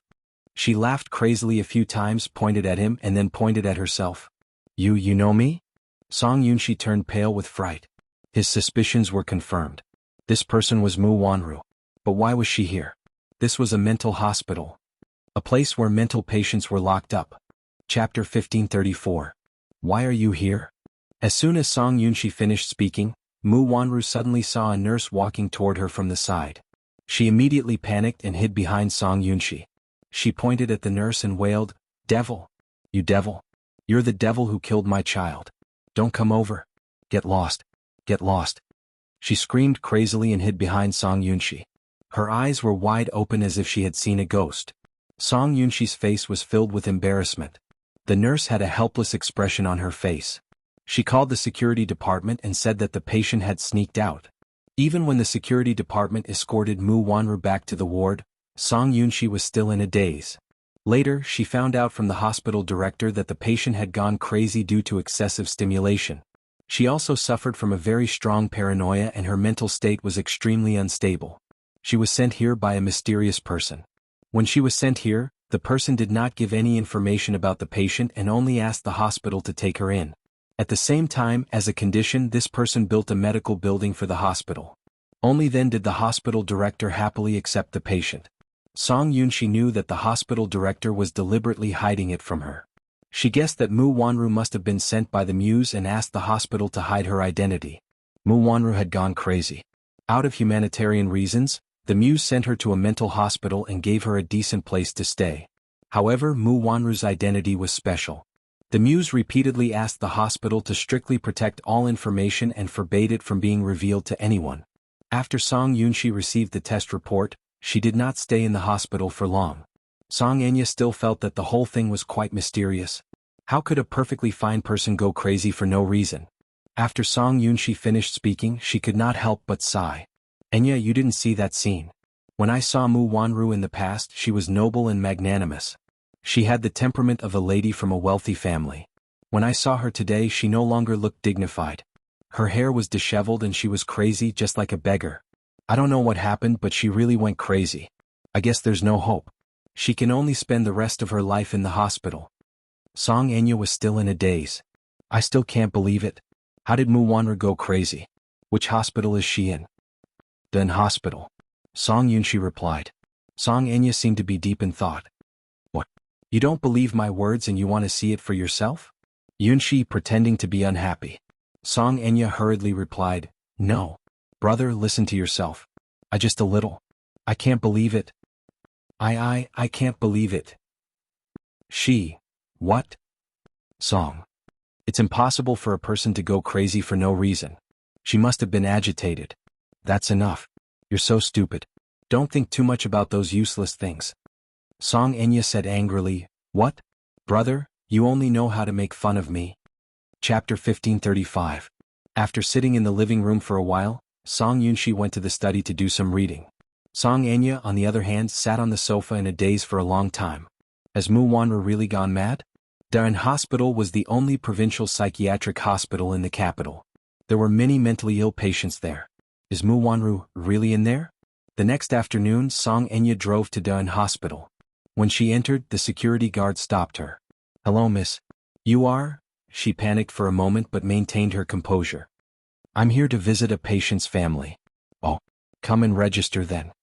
The security guard instructed. She casually wrote down a name and number on the registration book and was allowed to enter. She walked to the inpatient department. As soon as she stepped through the door, she felt a chill in her bones. The lobby of the inpatient department was extremely spacious, but it gave off an extremely oppressive feeling. The wind that blew from all directions invaded his body, causing him to shudder in fear. She had heard that the psychiatric hospital was a very scary place. Even a mentally healthy person would be driven crazy by the oppressive atmosphere here. This was not a lie at all. It was really too oppressive here. It gave off the feeling of hell on earth. When she reached the third floor, she could even hear several hysterical voices from the end of the long corridor. Song Enya looked over suspiciously. The wards here had a double-layered security design, with a wooden door and a stainless steel railing blocking the outside. A mentally deranged patient was grabbing the stainless steel door and shaking it wildly while screaming. His shrill cries echoed in the corridor, making one feel inexplicably flustered. How do you do, miss? The sudden inquiry from behind startled her. She screamed uncontrollably and turned around abruptly, only to see a nurse standing awkwardly at the same spot, looking at her in confusion. I'm sorry. Did I scare you? When she saw that it was a nurse from the hospital, she was secretly annoyed at herself for making a fuss over nothing. She immediately calmed herself down and smiled. I'm sorry. I was a little frightened. It's all right. The nurse paused and asked carefully, Miss, who are you looking for? It's like this. I'm looking for someone. She's in this hospital. I'm here to visit her. Okay, may I ask who the patient is? What's your name? Song Enya looked into her eyes and hesitated for a moment before slowly saying, Her name is Mu Wanru. Mu Wanru? The nurse had a suspicious look on her face. Clearly she had never heard of this name before. Wait, I have her photo. Song Enya took out a photo of Mu Wanru from her bag and handed it to her. The nurse took it from her, but the moment her eyes fell on the photo, her expression changed. She immediately returned the photo to the missy and shook her head. There's no such person here. However, her panicked expression clearly proved that she was lying at this moment. Song Enya, who had studied psychology to a certain extent, observed the nurse's expression and was certain that she had recognized the person in the photo at first glance. She was lying. Chapter 1536. Mu Wanru was clearly in this hospital. However, due to some unspoken regulations or for the sake of confidentiality, the nurse said that there was no such person in the hospital. Song Enya smiled and said calmly, I know she's here. I'm her friend. Can you bring me to see her? No way. The moment the nurse opened her mouth, she realized that she had misspoken and quickly corrected herself. Miss, I've already said that there's no such person in this hospital. You mustn't make things difficult for me. Why would I make things difficult for you when you put it that way? Song Enya smiled gently. She then slowly reached into her handbag and walked toward the nurse. I know she's here. I'm here today to visit an old friend. I don't have any other intentions, nor do I have any intention of making things difficult for you. As she spoke, she inched closer to the nurse and carefully took out something wrapped in a stack of letters from her handbag. She then stuffed it into the nurse's hands with a smile in her eyes, expressing her friendliness first. The moment the nurse's hand touched the thick bundle of letters, her heart skipped a beat. The sky is so thick. She pinched the letter with her fingertips and roughly knew what number was in the letter. The nurse's face became a little hesitant. She looked at the woman with a friendly smile in front of her with some hesitation. Miss, I won't hide it from you. The person in the photo you showed me earlier is indeed in this hospital. However, the director has made it clear that this patient's identity is very special, so no one is allowed to visit her. No matter who you meet, you have to announce to the public that there's no such person. The corners of Song Enya's lips curled up, but the smile in her eyes deepened. I know the rules. As long as you bring me to see her, I'll pretend that nothing happened after that. After a pause, she added, as long as you bring me to see this person, I'll give you more benefits. Trust me. The nurse hesitated for a long time, but the thick stack of letters in her hands was too tempting. She had a count in her hands. She touched the letter and found that it was definitely a 5-digit number. What a tempting number. She had worked in this hospital for 3 years, and her monthly salary, including performance, was at most 3,000 to 4,000 yuan. Such a huge sum of money was equivalent to a pie falling from the sky. She held it in her hands and was reluctant to let it go. Humans were all greedy for money. With money, it was naturally easy to pave the way. The nurse was finally tempted. She took the money and led the way without saying a word. Song Enya followed her all the way out of the inpatient department. After passing through 18 winding water bridges and corridors, they arrived at a small, secluded building. This small building was the old building of Daeun Hospital. 10 years ago, after the government allocated funds to trim the new building, this old inpatient building was completely abandoned. However, because the quality of the building was still acceptable, it was not torn down. After some renovation, it became a dormitory. Chapter 1537. She had a count in her hands. She touched the letter and found that it was definitely a 5-digit number. What a tempting number. She had worked in this hospital for 3 years, and her monthly salary, including performance, was at most 3,000 to 4,000 yuan. Such a huge sum of money was equivalent to a pie falling from the sky. She held it in her hands and was reluctant to let it go. Humans were all greedy for money. It was naturally easy to pave the way with money. The nurse was finally tempted. She took the money and led the way without saying a word. Song Enya followed her all the way out of the inpatient department. After passing through 18 winding water bridges and corridors, they arrived at a small, remote building. This small building was Daeun Hospital's old building. 10 years ago, after the government allocated funds to renovate a new building, this old inpatient department building was completely abandoned. However, because the building's quality was passable, it was not demolished. After some renovation, it became a dormitory. The nurse led her all the way to the 3rd floor and stopped at the door of a ward on the 3rd floor. She then reminded her, the patient's condition is very unstable. She often goes crazy, so you can't go in. You can only stand at the door and take a few glances. Also, it's best to stay away from the door lest you hurt yourself. Song Enya nodded. Okay, I understand. Then I'll open the door now. Please take a few steps back. Song Enya obediently took a few steps back and watched nervously. The nurse unlocked the iron door first, then pushed open another door inside. She then closed the iron door and locked it again. Song Enya could not help but walk forward. Through the heavy metal bars, she finally saw the back of the person in the ward. She hugged her knees and sat on the bed with her back facing the door. Her whole body was trembling slightly, and her hands were constantly pulling at her hair. A piece of hair that had been pulled out was on the snow-white bedsheet. However, she did not seem to know the pain as she continued to pull at her hair, as if she could not wait to pull out all the messy hair on her head. In his memory, Mu Wanru had long hair that made people envious. It was black and shiny with a natural and beautiful luster. But now her beautiful hair seemed to have been cut short by a lot. It was so messy that it looked like it had been a long time since she washed it. Her hair was dirty and messy. Because it was too greasy, her hair seemed to have clumped together. She seemed to feel that her scalp was extremely itchy. She scratched and pulled at it. Some places were scratched so hard that a bald patch was left. Song Enya furrowed her brows in disgust. As soon as the door was opened, a stench from inside hit her in the face. It was as if the person had not bathed for a long time. The combination of the sour stench and the stench of excrement was nauseating. When the patient's condition is unstable, he often loses control of his bowels and excrement. His clothes are stained with his excrement, so there's a stench in the room, the nurse explained. Song Enya was a clean freak, so when she smelled the stench, she could not help taking out her handkerchief to cover her nose and mouth. The nurse smiled a little awkwardly. I didn't have time to clean it up today. She must be filthy now. Why don't you come again next time? No need. Chapter 1538. The nurse hesitated for a long time before nodding her head. Before she left, she did not forget to remind her, don't get too close to her. Be careful that she doesn't hurt you. With that, she left. Song Enya stood at the door and watched for a while before carefully probing, Sis Wanru? The back of the person on the bed stiffened as if she had heard her voice. She then turned to stone and did not respond. Song Enya furrowed her brows and was about to speak when the person on the bed suddenly turned her head around. A face as pale as a ghost's came into view, giving her a fright. Ah! She could not help taking a step back and patting her chest, still feeling a little scared. Mu Wanru suddenly got off the bed. Her pair of empty eyes stared at her blankly, lifeless and numb. Who are you? Eh? Sis Wanru, don't you recognize me? Song Enya tilted her head, clearly puzzled. Mu Wanru looked a little timid, as if the woman standing at the door was a terrifying scourge. She leaned against the wall and trembled in fear. Don't come over. Don't hurt me. Go away, go away. Song Enya was taken aback. She remained expressionless for a long time before the corners of her lips curled up into an arrogant smirk. Don't you recognize me? Ah, I'm Enya. As she spoke, she sized her up with disgust. A sinister look appeared in her eyes.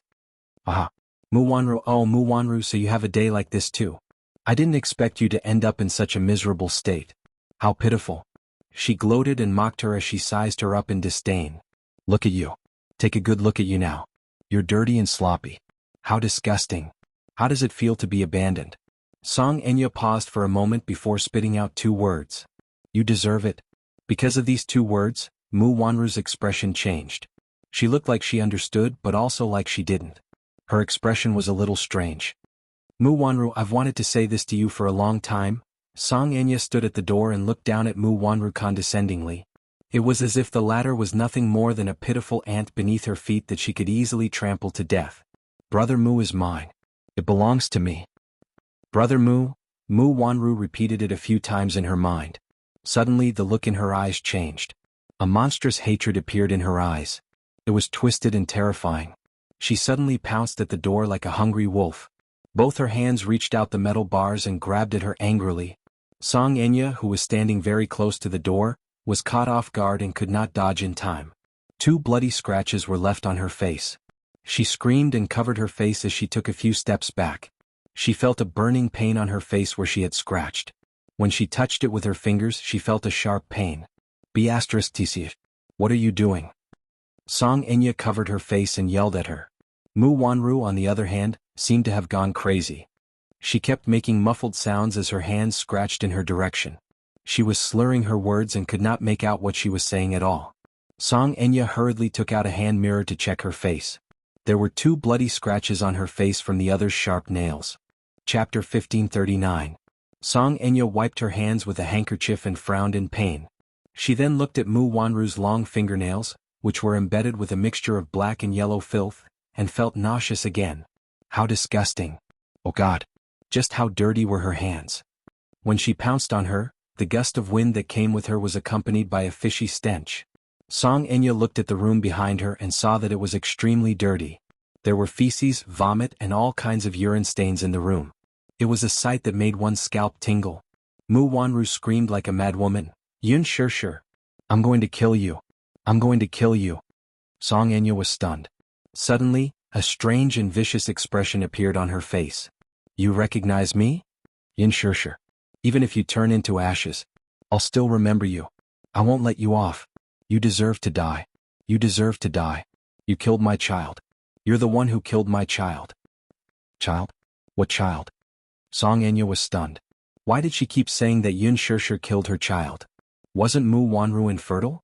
Could it be, was it her and Brother Mu's child? Song Enya's face turned ashen when she thought of this. B*TC, where did your child come from? Song Enya easily lost her rationality when it came to Mu Yaja. She became hysterical and questioned Mu Wanru sternly. Say it. Is the child yours and Brother Mu's? Say it. Say it. Mu Wanru did not seem to hear her, though. She pounced on the metal door with a strange and sinister expression on her face. It's all your fault. It's all your fault. You're the one who killed my child. It's all your fault. Return my child to me. Return my child to me. Song Enya panicked. She rushed forward and slapped Mu Wanru, leaving a deep handprint on her cheek. B*TC. You haven't answered my question. Say it. Where did your child come from? Ah. My child is gone. It's gone. My child was killed by you. Mu Wanru, however, did not answer her question. She looked extremely depressed as she slid to the ground, her eyes empty and lifeless. The child is gone. The child is gone. Yun Shirshir, you deserve to die. You deserve to die. Song was filled with anger. She had lost her rationality, but when she regained her senses, she sneered at herself. She had actually stooped to the level of a lunatic. Where did the child come from? She must have been delusional. She had been delusional, she had been delusively. Song Enya looked at Mu Wanru. While she was angry, she was also secretly pleased. At least Mu Wanru was crazy. Ah. This was the consequence of going against her. Who told you to fight with me? Song Enya suddenly cursed. Who told you to fight with me for Brother Mu? Mu Wanru, this is your retribution. You can't win against me. You and Yun Shirshu are the same. Brother Mu is mine. None of you have the right to fight with me. With that, she snorted and turned to leave. After leaving the ward, the nurse hurriedly chased after her. Just as she was about to speak, she was surprised to see the 2 red marks on her face. Chapter 1540. She's really crazy. She doesn't even recognize me anymore. She just pounced on me and scratched my face. Song Enya's face was sullen and her eyes were fierce. When she turned to look at the nurse, she forced a smile. It's fine though. After all, she's already crazy. I can't stoop to her level. The nurse exchanged a few pleasantries before begging her again. Please don't tell anyone about what happened today. Otherwise, I'll definitely be fired by the hospital. I beg of you. All right. I got it. Song Enya suddenly asked, all right? What's your name? Li Qian. Okay. Song Enya turned around and left. Before she left, she went to the hospital director's office and told him about what had happened today. She mentioned one thing. There's a nurse in your hospital. I asked her to take me to visit a patient. She actually shamelessly asked me for a red packet. How exactly does your hospital train its employees? Even a lowly nurse knows how to be corrupt and accept bribes? The director's face turned white after hearing her words. He immediately made a phone call and confirmed that there was indeed such a thing. Then he fired the caregiver named Li Qian on the spot. Song Enya smiled smugly and left the hospital. If she was bullied, no one would have an easy time. After resting for a few days, Yun Shirshu was notified to join the production team and attend the press conference held by the production team of Lethal Beauty. It was not until all the main creators were present at the press conference that Yun Shirshu learned about the full lineup of the production team. The female lead was confirmed to be Lin Ji, while the male lead was Hua Jin, a popular actor in ancient costumes. Lin Ji was a famous actress in ancient costumes, so there was no doubt that she would play the female lead. As for Hua Jin, being the most popular actor in ancient costumes, he was expected to play the male lead. At the press conference, Yun Shirshu saw Hua Jin's real face for the first time. Because it was quite a distance away, Yun Shirshu could only think of one word from that fleeting glance. Charming all living things. He's too seductive. This man was too beautiful. This kind of beauty almost subverted the barriers between genders. Looking from afar, the palm-sized handsome face was as white as jade, with a pair of peach blossom eyes that were as charming as silk, and the corners of his eyes were long and narrow.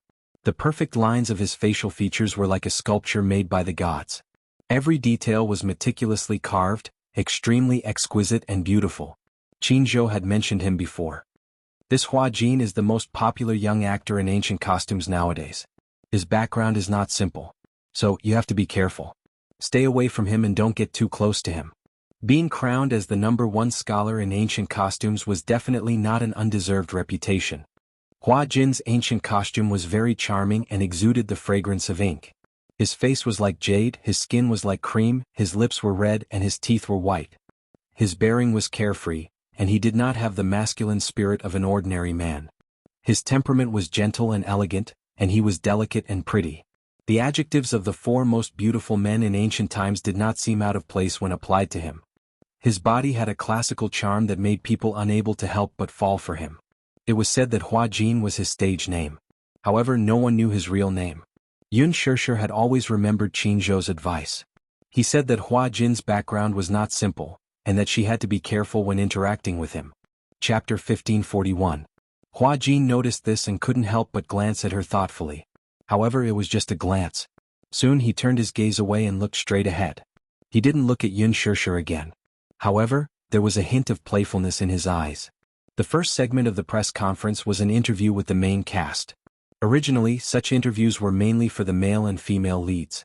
However, during this period, due to Yun Shirshu's popularity, Yun Shirshu's limelight had once overshadowed Lin Ji and became the focus of attention.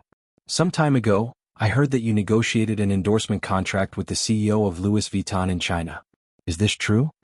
What do you think about acting in this gold-plated blockbuster? All the questions revolved around Yun Shirshir. Lin Ji sat in her seat. As the female lead of this drama, she was unexpectedly neglected. She looked around the room and found that most of the cameras were focused on Yun Shirshir. She felt even more annoyed. Yun Shirshir's seat was lit by the flashing lights. She had a smile on her face and answered orderly. Her responses were quite satisfactory. Some of the questions were too sharp, but she was able to gloss over them with a few words. Not only did she give the media space to write, but she also gave them leeway. Her high EQ was undoubtedly displayed at this moment. Her on-the-spot responses were handled with ease. Qin Zhou wasn't present. He watched the live broadcast on his mobile phone and was quite satisfied with her performance. However, Lin Ji was a little dissatisfied. These reporters really didn't know their priorities. She was the backbone of the production. Yun Shirshir was just a supporting actress. Why was she being paid so much attention? In order to be able to outshine all the other female stars at this press conference, she deliberately dressed up grandly. She was gorgeously dressed and had exquisite makeup. She wanted to win the attention of the audience at this interview. In the end, she was dressed so grandly, but the cameras were not focused on her. Wasn't this a little too much?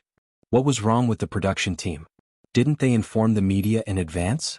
She was the female lead. The only female lead in this drama. Yun Shirshir was just a supporting actress, a vicious supporting actress. Why was she receiving so much attention? The female lead was actually less popular than a supporting actress. This was too unreasonable. Lin Ji sat in her seat. Because of her anger, her whole body was stiff as if she had been petrified. The lines on her shoulders were trembling faintly. Although she tried to force a smile on her face, the anger in her heart was surging more and more violently, and she was almost unable to suppress it. However, for the sake of the overall situation, she could only forcefully endure it. However, the displeasure in her eyes could not be concealed. As a result, when it was rare for the media to interview her, her attitude was quite unfriendly. Her tone was very harsh and she even retorted with some sharp questions. As a result, the media was even more unwilling to interview her. On the other hand, Yun Shirshir's ability to react quickly in the forest made the media more willing to interview her. Because of her interaction, the audience was laughing non-stop. Yun Shirshir was someone who knew how to show off her burdens. Her answers were witty and humorous. She was not as coy and pretentious as other actresses. She was reserved and witty at the same time. The media was amazed. This Yun Shirshir's EQ was too high. Chapter 1542. Halfway through the meeting, a media reporter suddenly raised his hand and asked a very difficult question. It said that Director Gu originally wanted to cast you as the female lead, but you ended up playing the supporting role. How do you explain this rumor? Yun Shirshir was stunned for a moment. Lin Ji and everyone else present were stunned. Except for Hua Jin. He looked at Yun Shirshir, and a playful look appeared on his face, which was more exquisite and beautiful than a woman's. He rested his chin on his hand and looked at her meaningfully, secretly anticipating her response. Lin Ji also stared at Yun Shirshir, wanting to see how she would answer this question. This question was very tricky. If she didn't answer well, both sides would offend each other. Yun Shirshir pondered for a moment, then said with a smile, I discussed with Director Gu and decided on this role. As an actress, I definitely want to play a challenging role. I really want to try this character. I feel that this character has a lot of tension and I also hope to conquer her. So, those rumors can be said to be false. The matter of me being the female lead is false. It's probably made up by someone with ulterior motives. As soon as this answer came out, the director and producer sitting beside her smiled knowingly, but Lin Ji secretly snorted. Yun Shirshir's answer didn't disappoint her. It seemed that she still had some sense of propriety. Hua Jin, on the other hand, lowered his eyelashes in disappointment. He pursed his lips, feeling bored. He originally thought that there would be a good show to watch. In the end, he didn't expect Yun Shirshir to be so obedient. How boring. After the press conference ended, the crew opened a WeChat group and invited the main cast to join. As soon as they joined the group, Hua Jin sent 10 red packets. Good luck with the filming. There was a neat line below, Thank you, Flower God. Thank you, boss. Flower God, this was Hua Jin's fan club's nickname for him. The first period drama he starred in was called Fu of the Flower God, and his stage name was Hua Jin. He was also a super popular period drama prince. Therefore, the fan group gave him the nickname Flower God. After leaving the venue, Yun Shirshir went to the bathroom. When she came out, she bumped into Hua Jin, who was standing at the door. Hua Jin was 182 meters tall, but his figure was a little slender. He had the delicate beauty of a classical handsome man. Yun Shishir was 165 meters tall and her height reached his neck. She didn't notice when she went out and bumped into his collarbone. Ugh! Yun Shishir was shocked and took a step back. When she looked up and saw that it was him, her expression froze. Hua Jin, on the other hand, smiled as he sized her up. His eyes were like water, especially deep. At the same time, it frightened people's minds, and at the same time, his smile was extremely charming, making people feel numb to the bone. Looking at him up close, even though she was prepared, she was still shocked by his beauty. He was too beautiful. The 4 great handsome men in ancient times were probably just like him. He did not have Mu Yaja's regal aura, nor did he have Gu Xing's aloof demeanor. Instead, he had the elegance and grace of a classic handsome man, as well as a jade-like beauty. On his body, there was a feminine temperament that didn't belong to his gender. His face was like the mid-autumn moon, his hair was like a knife, his eyebrows were like ink, his eyes were like autumn waves, and his thin lips were like cherry blossoms, soft and beautiful. Chapter 1543. He was wearing a white shirt today and looked like a flawless jade statue. Even if he was just standing there quietly, he still looked handsome and charming, giving people a sense of nobility. However, that pair of eyes gave people an inexplicably unfriendly feeling. He looked at her with a smile and didn't say a word. It was as if he was sizing her up. The atmosphere was a little strange. "Why are you here?" She smiled awkwardly and exchanged pleasantries. Hua Jin still didn't say a word. He just looked at her as if he could see through her skin and bones, looking into the depths of her soul. This person was so strange. He blocked the door for no reason and then stared straight at her. She didn't know what he was trying to do. It was really baffling. I'm in a hurry to leave. Is it convenient for you to let me through?" Yun Shishir said in a friendly manner. Her tone was very polite. Hua Jin, however, remained unmoved. This person was so rude. Qin Zhou said that Hua Jin was especially difficult to get along with. Moreover, his background was not simple and he had a strong backing. Although she didn't know this person well, Qin Zhou definitely had his reasons for asking her to keep a distance from Hua Jin. Hence, she didn't want to exchange pleasantries with him. "I'm sorry, I'll make a move first." After Yun Shishir said that, she wanted to leave. She had just taken a step when Hua Jin moved his body slightly and blocked her way. Yun Shishir frowned and changed her direction. Hua Jin pretended to be natural and leaned against the wall, blocking her way. She looked up in surprise but saw that he was still looking at her calmly with a smile. However, there was a playful look in his eyes as if he was enjoying it. "Is there anything you want?" she asked. Hua Jin didn't respond and only shook his head slightly. Yun Shishir was in a deadlock with him for a few seconds.